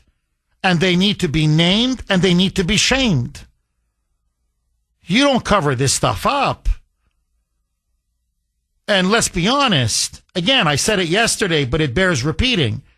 If this was Joe Biden and Merrick Garland and Christopher Wray, in other words, if this was, instead of Trump, Pam Bondi, and Kash Patel, if this was Biden and Attorney General Merrick Garland and his FBI Director Christopher Wray, and they came out with that memo, and then Biden at a cabinet meeting says, hey, who cares about that creep? What the hell with him? I got other stuff to talk about. You're desecrating what happened in Texas. Everybody in this audience will be going nuts, and rightfully so. You'd be saying, who the hell does this guy think he is? So nothing has changed. The Epstein scandal, it's truth. Truth is truth is truth. That's what it is. And that's why, to me, I think he's made that and Ukraine are the two, so far, his two biggest mistakes of his presidency. I think he fumbled it. I think he blew it. And even his response, I thought, was not a good response, honestly. Even if he said, look, for whatever, look, we're good for a variety of reasons, wink, wink. In other words, whatever, I'm playing hardball, or I'm using this against the deep state, or I'm using this against my enemies, or they were using Epstein to blackmail people. Well, now I'm going to turn it around on them. Whatever. If you're going to take that position, then just say, look, Pam Bondi made her decision. I back her decision. I don't want to talk about it. Move on. But don't start telling me that I should be ashamed of myself, and in particular his base, MAGA, because they're the ones most upset about this, his voters, that, well, you guys are desecrating now the dead girls in Texas. What are you guys doing going on about Jeffrey Epstein? What's your problem? Well, no, we don't have a problem. We want the truth, and you promised us the truth, and you promised us that you would release the Epstein files. And so did Pam Bondi, and so did Kash Patel, and so did Dan Bongino. Now, I'm sorry, I don't care who's in office, and I love Trump, and I agree with, I used to say 100, but now 99% of everything he's done, and I still think his presidency is incredibly successful. But I'm tired of being lied to. The whole country is sick of being lied to. And Pam Bondi and Kash Patel and Dan Bongino lied to our face brazenly. And look, there's an Eastern European expression that I love. I love it. Don't pee on my back and call it rain. Don't suddenly now tell me that this guy offed himself, that he committed suicide when we know he didn't. Don't tell me there's no client list when we know there's a client list. He said he had a client list. His lawyer said he had a client list. Ghislaine Maxwell said he had a client list. In the Ghislaine Maxwell case, the FBI admitted there was a client list and a black book. So come on, we're not stupid. And don't tell me that this guy never blackmailed anybody. Okay, Dr. Grace is warming up in the bullpen. She's going to be on in exactly 9 minutes. Trust me, you're going to want to hear this one. Oh, are you going to want to hear this one? John in Boston. Thanks for holding, John, and welcome. Hi, good morning. Zhao Sheng Hao. You know Zhao Sheng Hao, Jeff? Good morning in China. Ni hao ma. Anyway, I'm a first-time caller. Welcome, John. And, my big question is, this is a war between the United States and Russia. Back in March or April, the New York Times had a front-page story on how the United States has helped Ukraine from the beginning. And my big question is why? Nobody can seem to tell me the answer. Why is the United States helping? It's not officially a NATO country. And what does the average paycheck Joe and paycheck Joe stream get out of this? I can't see anything at all. And what I understand, at one time, Ukrainian soldiers were brought to the U.S. They were trained to fight, trained to use fighter jets, become pilots, and they were sent back to Ukraine. So this is clearly a war between the United States and Russia. There has to be special interest, candies and cookies in the candy jar, because I think if fish heads and rice were the only things in Ukraine, the United States wouldn't be interested. So tell me what you think about that, and maybe you can give me an answer why. Well, no, John, look, you're absolutely correct. Really, I got to tell you, first-time caller, excellent. Really, excellent. You're completely right. This is a proxy war, and Ukraine is the battlefield. And look, our deep state, the Pentagon, the neoconservatives, the military-industrial complex, the military-industrial complex have been out for a war with Russia going back decades. And the reason is this: for all of his flaws, and again, I'm no fan of Vladimir Putin, but Vladimir Putin stands against the New World Order. He is not a globalist. He hates globalism. He is a nationalist. He is a great Russian nationalist. And I mean great Russian in the sense of he wants a greater Russia.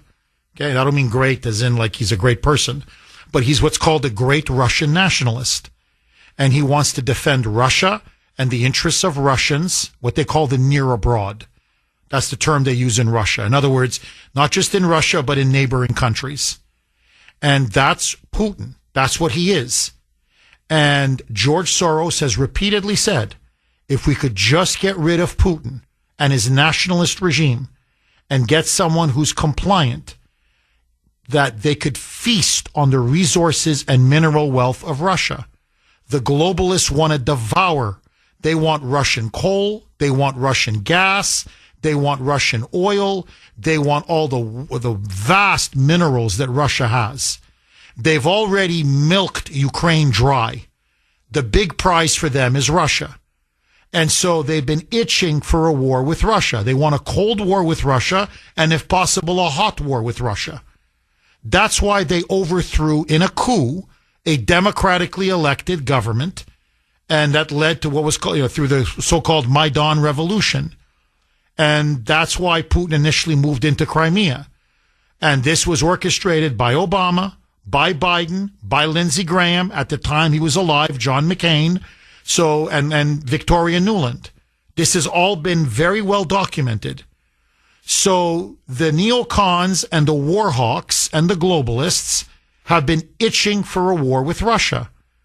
And that's why they keep sending good money after bad, weapon system after weapon system. And, look, John, just ask yourself, can you imagine what $175 billion could have gotten for the average Joe, as you put it, or the average Jane? I mean, what we could have done for ordinary Americans here at home with $175 billion, the border secure, all of the illegals deported, no one homeless, never mind no homeless veterans. We could literally end homelessness. I mean, I could go on and on with what we could have done in this country with $175 billion. And instead, it's gone. It's like we flushed it right down the toilet. And look, Ukraine is still losing the war. Much of that money has been siphoned off or stolen. And now they're coming back for another lick at the plate. And I thought the one thing Trump would never do is give them arms and weapons. And then just casually in a dinner or lunch with Bibi Netanyahu on Monday, he just says, yeah, we're going to start rearming them now. We're going to start sending them weapons. A lot of defensive weapons, but there's still going to be weapons. And I'm like, so what? Another 10, 15, 20 billion right down a rat hole? And then what's going to happen? By August or September, he'll be back again. Zelensky will be back again asking for more money and more weapons. And there'll be more dead Russians and more dead Ukrainians. And I'm like, no, I don't want Ukraine first. I don't want anybody first. I want America first. And that's why I think this is a bad move. And more than that, it sucks us in now deeper.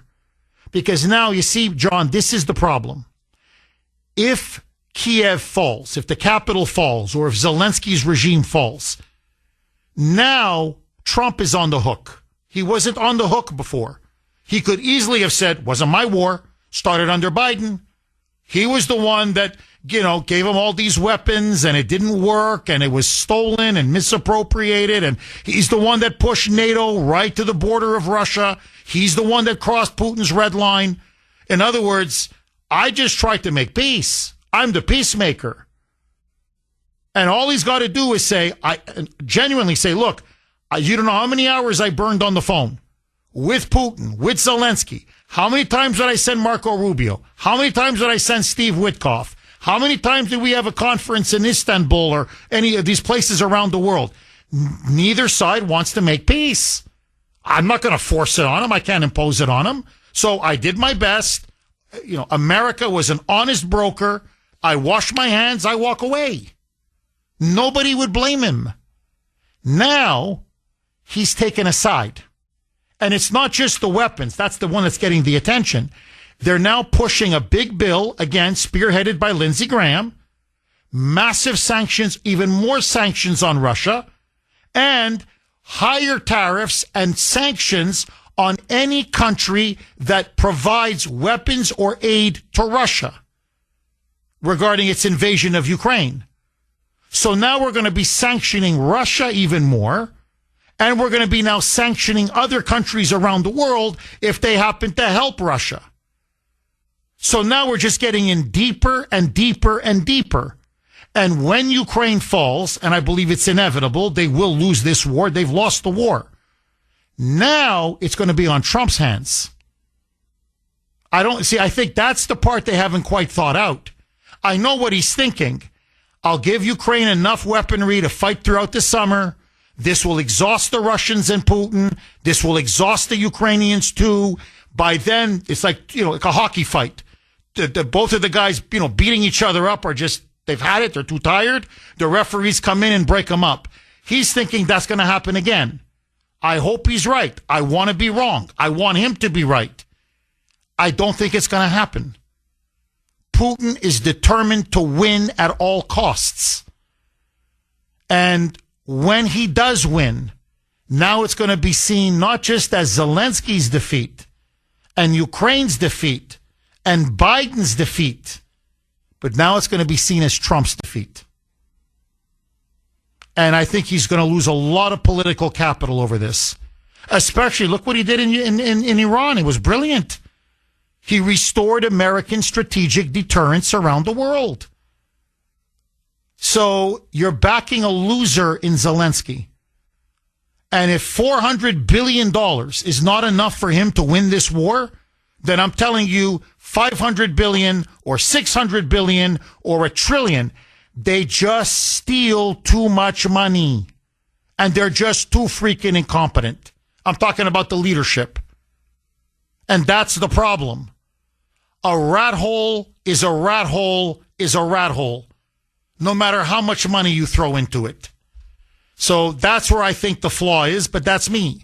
617-266-6868 is the number. Okay, joining me now, as she always does at this time, Dr. Grace, putting liberals in their place.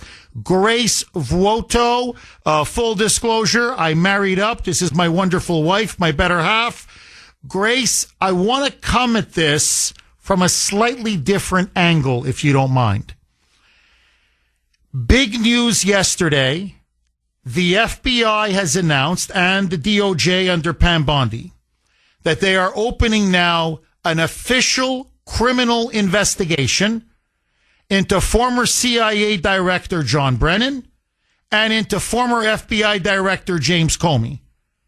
And this criminal investigation stems from the fact that both of them committed perjury while they testified in Congress under oath. They lied under oath, claiming that they knew nothing about the Steele dossier, that they had no idea what was really happening with the Steele dossier, when it turns out now through a very sensitive report released by the CIA, John Brennan, fingerprints all over the Steele dossier, James Comey, his fingerprints all over the Steele dossier.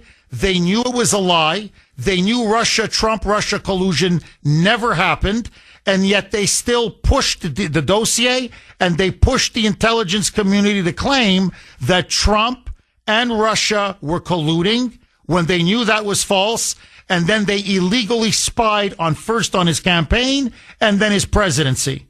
And so now they're both being investigated for lying under oath, which they both did, and for so-called conspiracy to intervene in the election and to illegally spy on the president.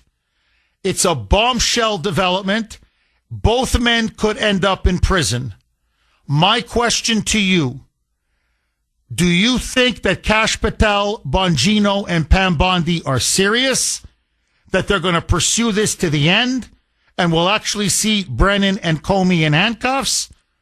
Or are they just trying to deflect and distract from their decision regarding Jeffrey Epstein to drop the case and bury all the evidence? What say you?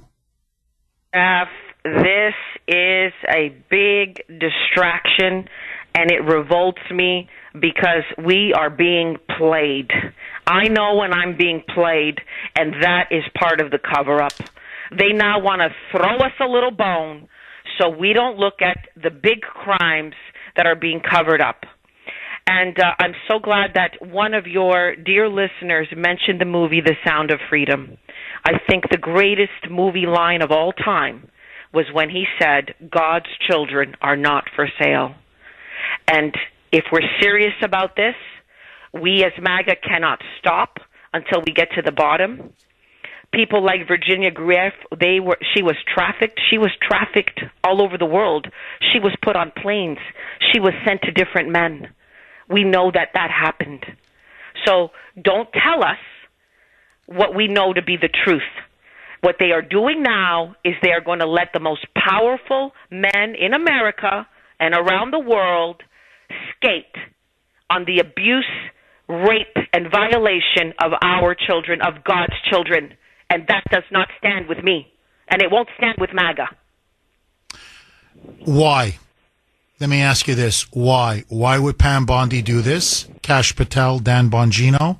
And in particular, why would President Trump, he went out of his way to say it was his decision yesterday. And then for him to really attack his supporters. I've never seen him do this before. Saying, what do you guys care? What do you care about that creep for? He's a loser. Forget about him. Don't bother me with this. Were you shocked at his response yesterday? And why? Why would Trump and his DOJ and FBI cover up the Epstein crimes? Listen, Jeff, I think that President Trump and his entire administration need to understand that they work for us. We don't work for them, and they're not allowed to bully us. We can continue to ask the question. One of the reasons that he was elected was to get to the bottom of the Epstein case. And it's clear that he doesn't want to. Now, the reason why, only he knows the reason why. But it can't be good. And there'll be no further blessing on his presidency if he does not stand up for the protection of children who were molested and raped by the most powerful men in America. There will be no further blessing on his presidency. We cannot allow it. We have to say no. And he's got to change his tone because he works for us. And I don't want to see him, act so arrogant, like, oh, you're going to talk about this now? Yeah, you talked about it in order to get yourself elected. And we're going to keep talking about it. And he clearly told the country that the decision is his. So now he's going to own that decision. And he's going to have to talk about it. He's going to have to tell us why. And I don't see any good reason as to why he's shutting this whole thing down. And Pam Bondi, she just looks like a doorknob right now. She looks like a doorknob in that cabinet meeting. I mean, honestly, if you have any kind of integrity, just resign. If somebody told me you're going to shut this case down, I would say, no, I'm sorry. I'm going to the press. I'm resigning right now. And I want Patel and Bongino to do the same. If they have any integrity, they all resign. They should resign as a bloc in protest to Trump's decision. Grace, I have to ask you, and I understand you feel very strongly about it, so do I. But the way Trump said it, was there any other way he could have handled it yesterday that wouldn't have angered so many people within MAGA, so many of his supporters? It was an explosion on social media yesterday. I've never seen anything like this. From people who voted for him 3 times, people who love him. I mean, they're still going to back him, obviously, but really disappointed in him, really angry. And they didn't like the way he said it yesterday. Was there another way he could have handled it, and at least it would have been better? Could he have softened the blow yesterday? Well, look, he was there to take the heat off Pam Bondi because Pam Bondi was in the firing line. The blowback against her is ferocious. And so, everyone was saying she should resign. So he was there to say, well, no. Don't put all the heat on her. Actually, it's coming from me. And so by doing that, he now made himself responsible for this policy. If he was shrewd, he would have just been quiet, let her handle the question, and the ferocity would still be on her because he would have at least, one layer of distance from this decision. But now he's got nowhere to run, and now he's going to have to answer as to why. He could have been more shrewd about it, but, he inserted himself into it, and he made it clear that the decision came from him. He did it in order to protect Pam Bondi. But now he's jeopardized himself by doing so. Grace, what do you say to the argument, yeah, you, me, Steve Bannon, I could go on, all the, the big influencers, Benny Johnson, Laura Loomer, I could just go on and on. Yeah, his voters, they're furious, they're upset, they're going to blow off some steam, like on the Kuhner report today. And after a couple days, though, they're going to forget about it. They're going to move on because they're going to see the success of the rest of his presidency. The economy's going to boom. Inflation's going to continue to go down. The border's going to stay secure. The deportations are going to ramp up. Energy is going to start being drilled again like we've never seen before. Gas prices are going to start to really plummet. In other words, when you really start to see him delivering, people are going to say, it's water under the bridge. What say you? No, it won't be water under the bridge. And the danger that he faces is he's getting very arrogant, and he's slowly starting to isolate different parts of his base. So he upset Elon Musk. Honestly, they had a fight. We don't want to revisit that. But the deficit hawks are upset with him. On tariffs, I disagree with his whole policy. I was not a fan of that. I don't want to revisit that. He's starting to upset some people on America First policies like Tucker Carlson and Steve Bannon. Now he's upset those who are values voters that vote on issues like the protection of children. So he's just starting to take elements of his base for granted, and you can only push so far. He's just got to be careful, and I hope that everybody listening on his side, in his administration, listens to a show like this and realizes you're not going to be able to bully us.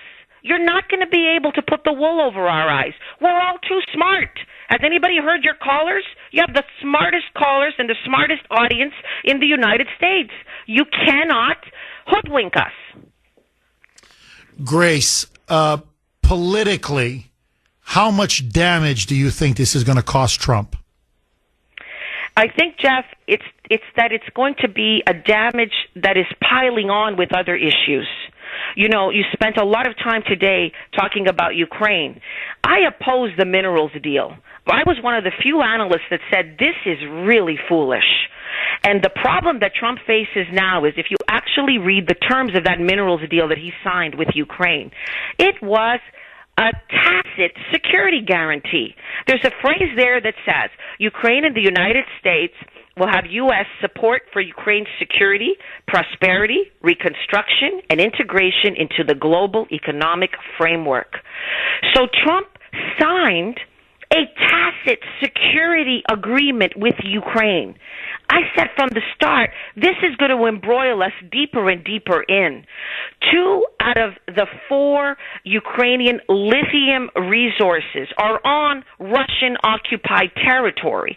So if we want to get involved in the minerals that are in Ukraine, we're going to eventually put ourselves on Putin's doorstep. And the problem that Trump faces now with his foreign policy is nobody can figure out whose side is he on.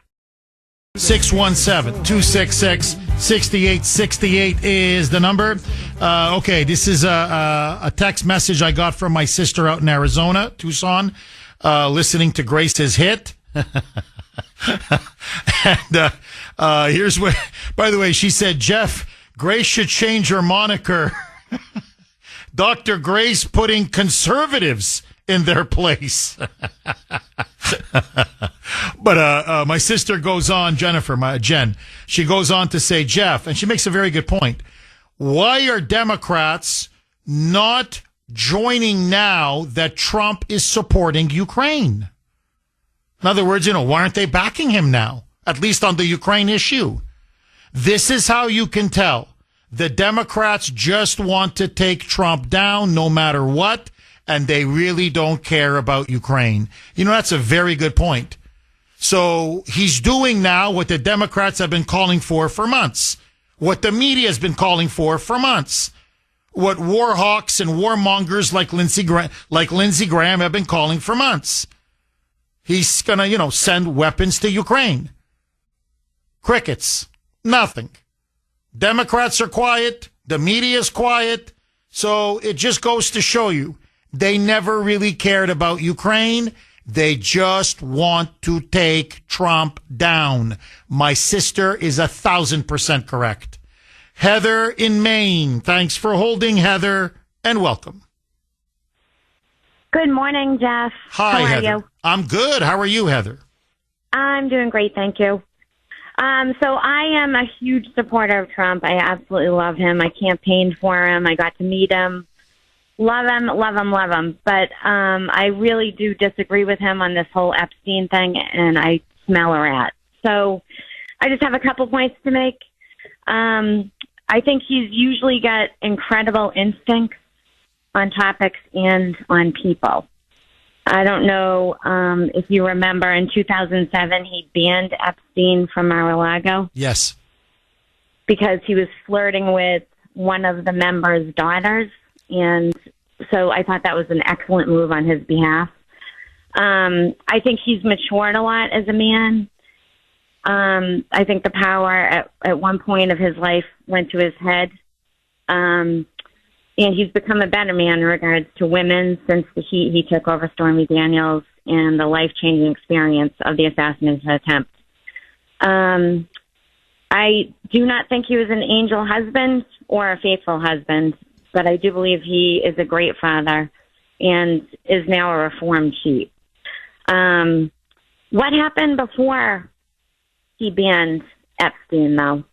I have a sneaky suspicion that he is on that list or someone super close to him is on that list. And that's why Pam Bondi is dragging her feet, frustratingly to all of us. We want that list exposed.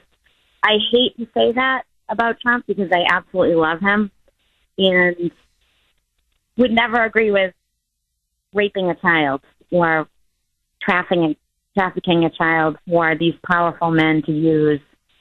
But those are my thoughts.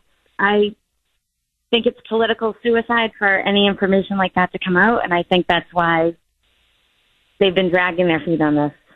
I know that sounds crazy, but it's the feeling I have. I know, very interesting. No, Heather, I got to tell you, I've gotten a lot of the very similar reaction. Believe me, you're not the only one. Hardcore Trump supporters like you, hardcore Kuhner country listeners, saying just almost verbatim what you said. Jeff, I love Trump, love him, but I really disagree with him. And I'm fear that maybe he was on the list or he did something with Epstein way back or someone he knows did, and he's trying to protect that person or because this is just such a bad call on his part. Now, I can just add, all I can add is this, Heather. I remember when he gave an interview, and this was just during the campaign. And right away he said, person said, well, will you release the JFK files? Yes. Will you release the Martin Luther King files? Yes. Will you release everything on the assassination of RFK, Robert F. Kennedy? Yes. Will you release the Epstein files? And he was like, you can see the hesitation. Now, he eventually said yes. And he did, when he campaigned, he said, we're going to release the Epstein files. He did. He said it multiple times. But I'll never forget that. There was the others, he was a definitive, yeah, you got it. No, just let the chips fall where they may. But when it came to Epstein, it was and it was very unlike him. He's a very definitive man. He's either a yes or a no. He's very emphatic. He rarely hedges. But on this one, I'll never forget it. It was yes, okay. You can tell there was real hesitation in his voice. And I remember when I saw that, it stood out. I mean, I still remember to this day. I'm like, boy, that's really unlike him, Now, I'm not saying he's on the list. I'm not saying he did anything. What I'm saying is, from the very beginning, you can tell, for whatever reason, he felt very conflicted about the decision to release the list. And I think what's gotten him now in hot water, Heather, which has made everything really worse, is he vowed and he promised to release the list. Okay, the files, to be more accurate. The Epstein files. And now they've completely reversed themselves. And on top of reversing themselves, they're telling us, well, there's no client list. He never blackmailed anybody. He committed suicide. And you know what? We're not going to prosecute anybody. No one's getting charged. And this case is closed and move on.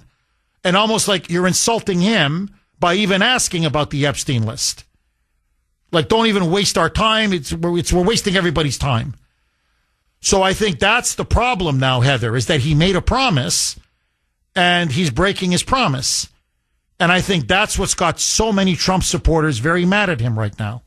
Believe me, you're not the only one. Heather, thank you very much. Your honesty, I really appreciate it. 6-1, because many people are thinking, and I know they're emailing me and texting me and messaging me what you're saying, but they're not saying it. You are. So thank you very much for that. 617-266-6868 is the number. I want to ask you, agree, disagree? I want to hear from all of you. 617-266-6868 is the number. All right, let's go right to Bruce in Woburn. Bruce, thanks for holding, and as always, welcome.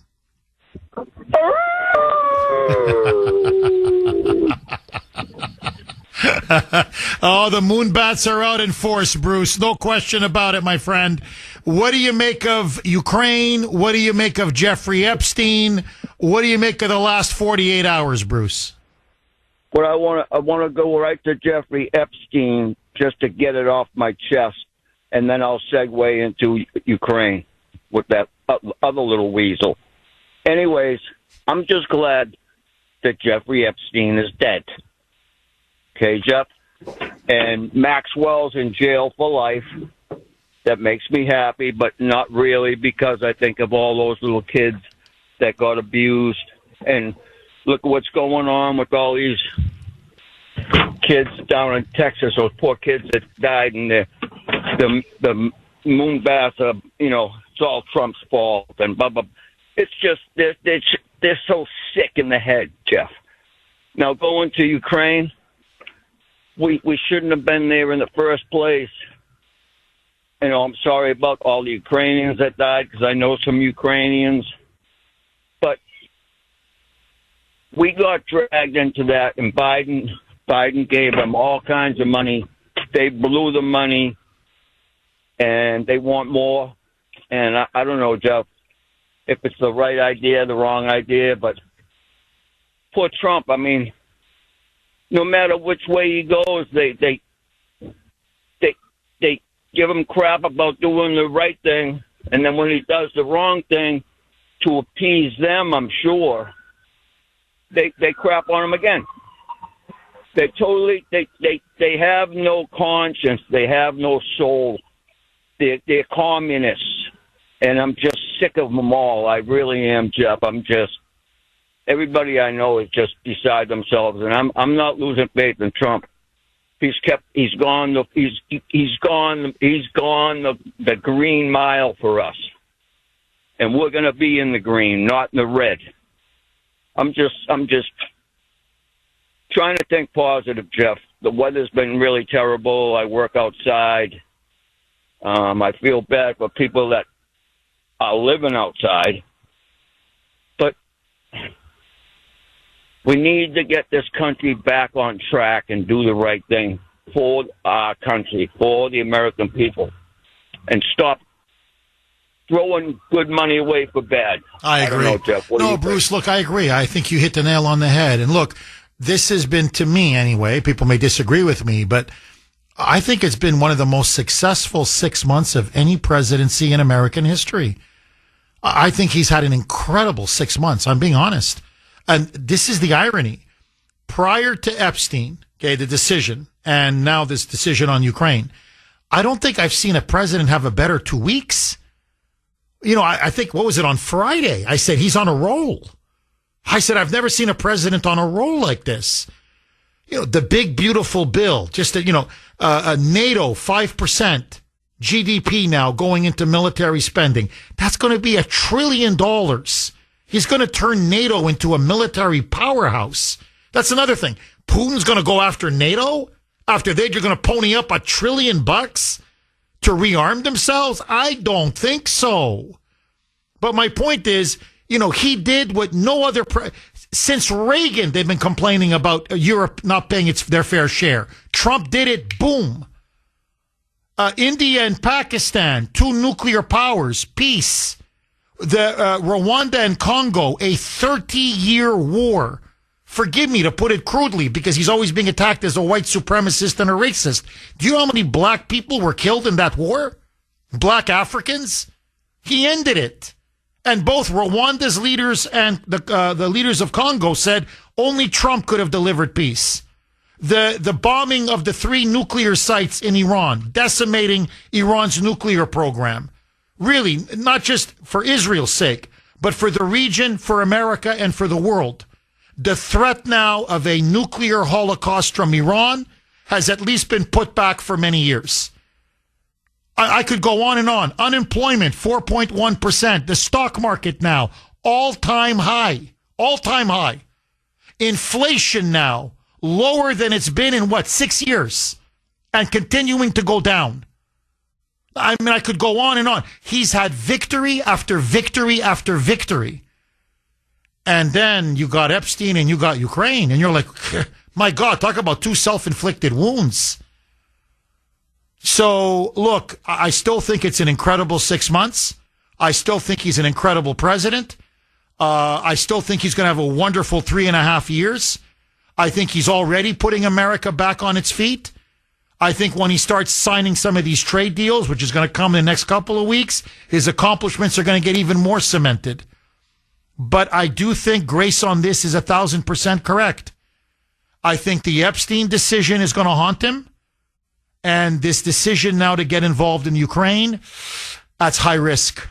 I'm telling you, it's high risk, and it's not what the American people voted him for. We wanted America first, not Ukraine first. Bruce, thank you very much for that call. CJ in Boston, thanks for holding, CJ, and welcome. Thank you for taking the call, Jeff. My pleasure. First, on the issue of Ukraine. Ukraine was never in the interest of the national security or financial security of the United States of America to get involved in that war. And for those who call in who have only witnessed war through the lens of a camera, let me remind them that with the most sophisticated equipment that the United States had, we spent 20 years in Afghanistan until that coward Joe Biden threw up the white flag and abandoned our people in Afghanistan. They should be reminded of that, Jeff. And I think that what Trump is doing now, I'm looking at it the other way. I think what Trump is doing now in supplying more sophisticated arms to Ukraine is to speed up the end of this war. He is going to escalate this war to a point where Putin's going to dump everything that he possibly can, including a nuclear weapon, on Kyiv. That's what's going to end this war, because there is no negotiation to this point with Putin. On the issue of the pedophile, Epstein,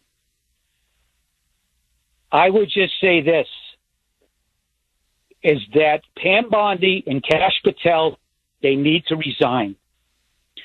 You know, you don't hear anything from the Democrats. You think they would be screaming about this. Well, I think the point to be made here is that the people on that list are both high-ranking Democrats and Republicans that contribute to the campaign of both the Democrats and the Republican parties. Just think about this, Jeff. In the United States of America, if you kick a cat or a dog, you could do jail time. But for American prominent, high-ranking, rich Americans to leave our country and to rape and sodomize innocent children, if that's not a high crime and misdemeanor in covering this up, I don't know what is. But what I can tell you is this, as a staunch Trump supporter, is that if he does not give out that list, if he doesn't come clean on this, I will not be making it to the polls during the next presidential election. And more talk now is being made as to whether or not President Trump is on that list.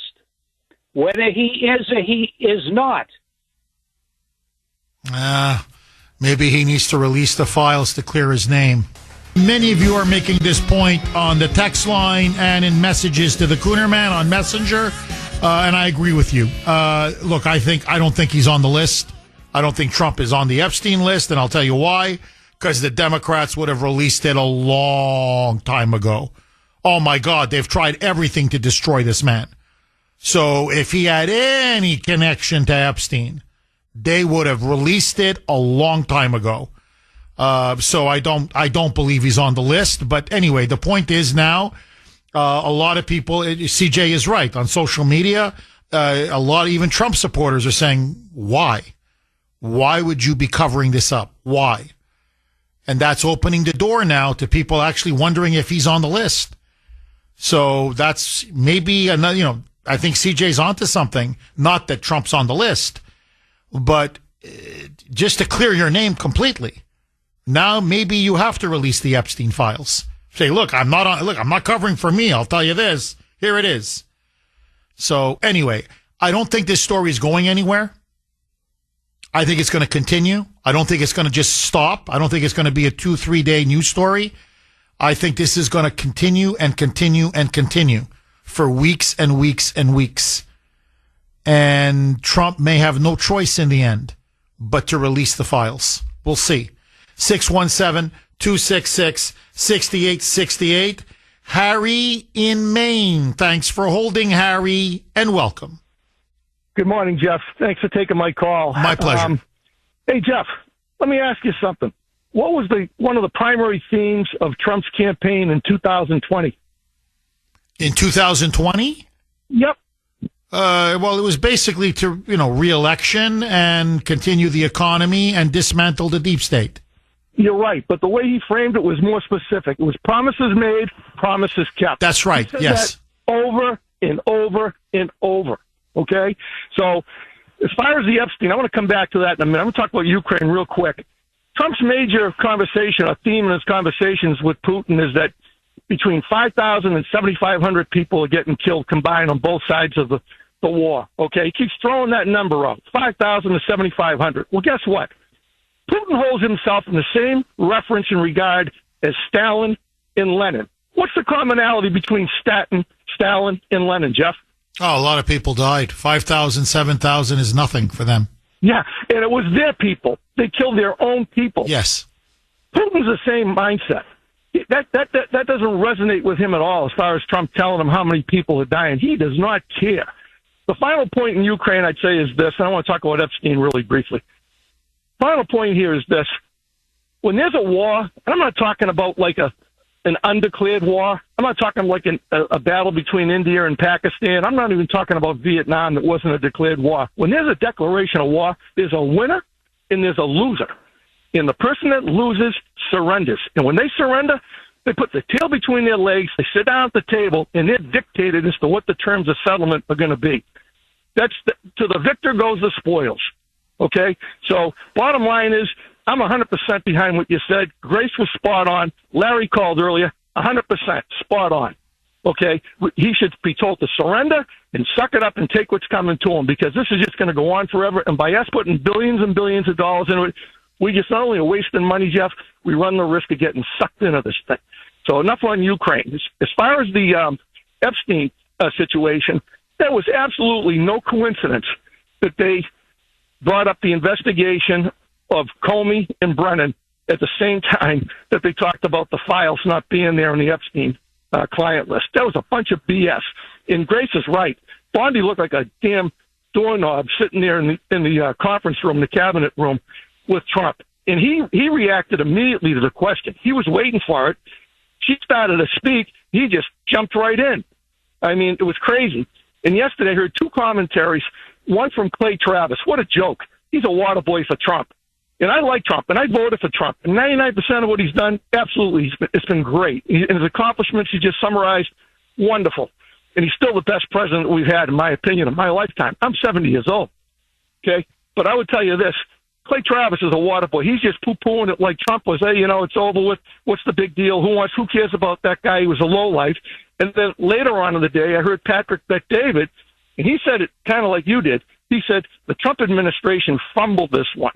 And what he meant by that, and he didn't go as far as I'm going to go, but he went as far as just to say, they all should have been on the same page. They should have had their talk track down. They should have gone on a conference call beforehand and decided what the three of them, Patel, Bondi, and Trump, were going to say. No, Harry, look, I can't disagree with a single word. I dropped the mic. I think it's a great way to end the show. Look, I think Ukraine, let me put it to you this way in a sports analogy. I think Ukraine and Epstein are now two unforced errors, two big unforced errors. And, and it's a shame because he was coming off maybe the greatest 2 weeks of any president ever. So we'll see what happens. Fingers crossed. And I hope the president changes his mind. Bye-bye.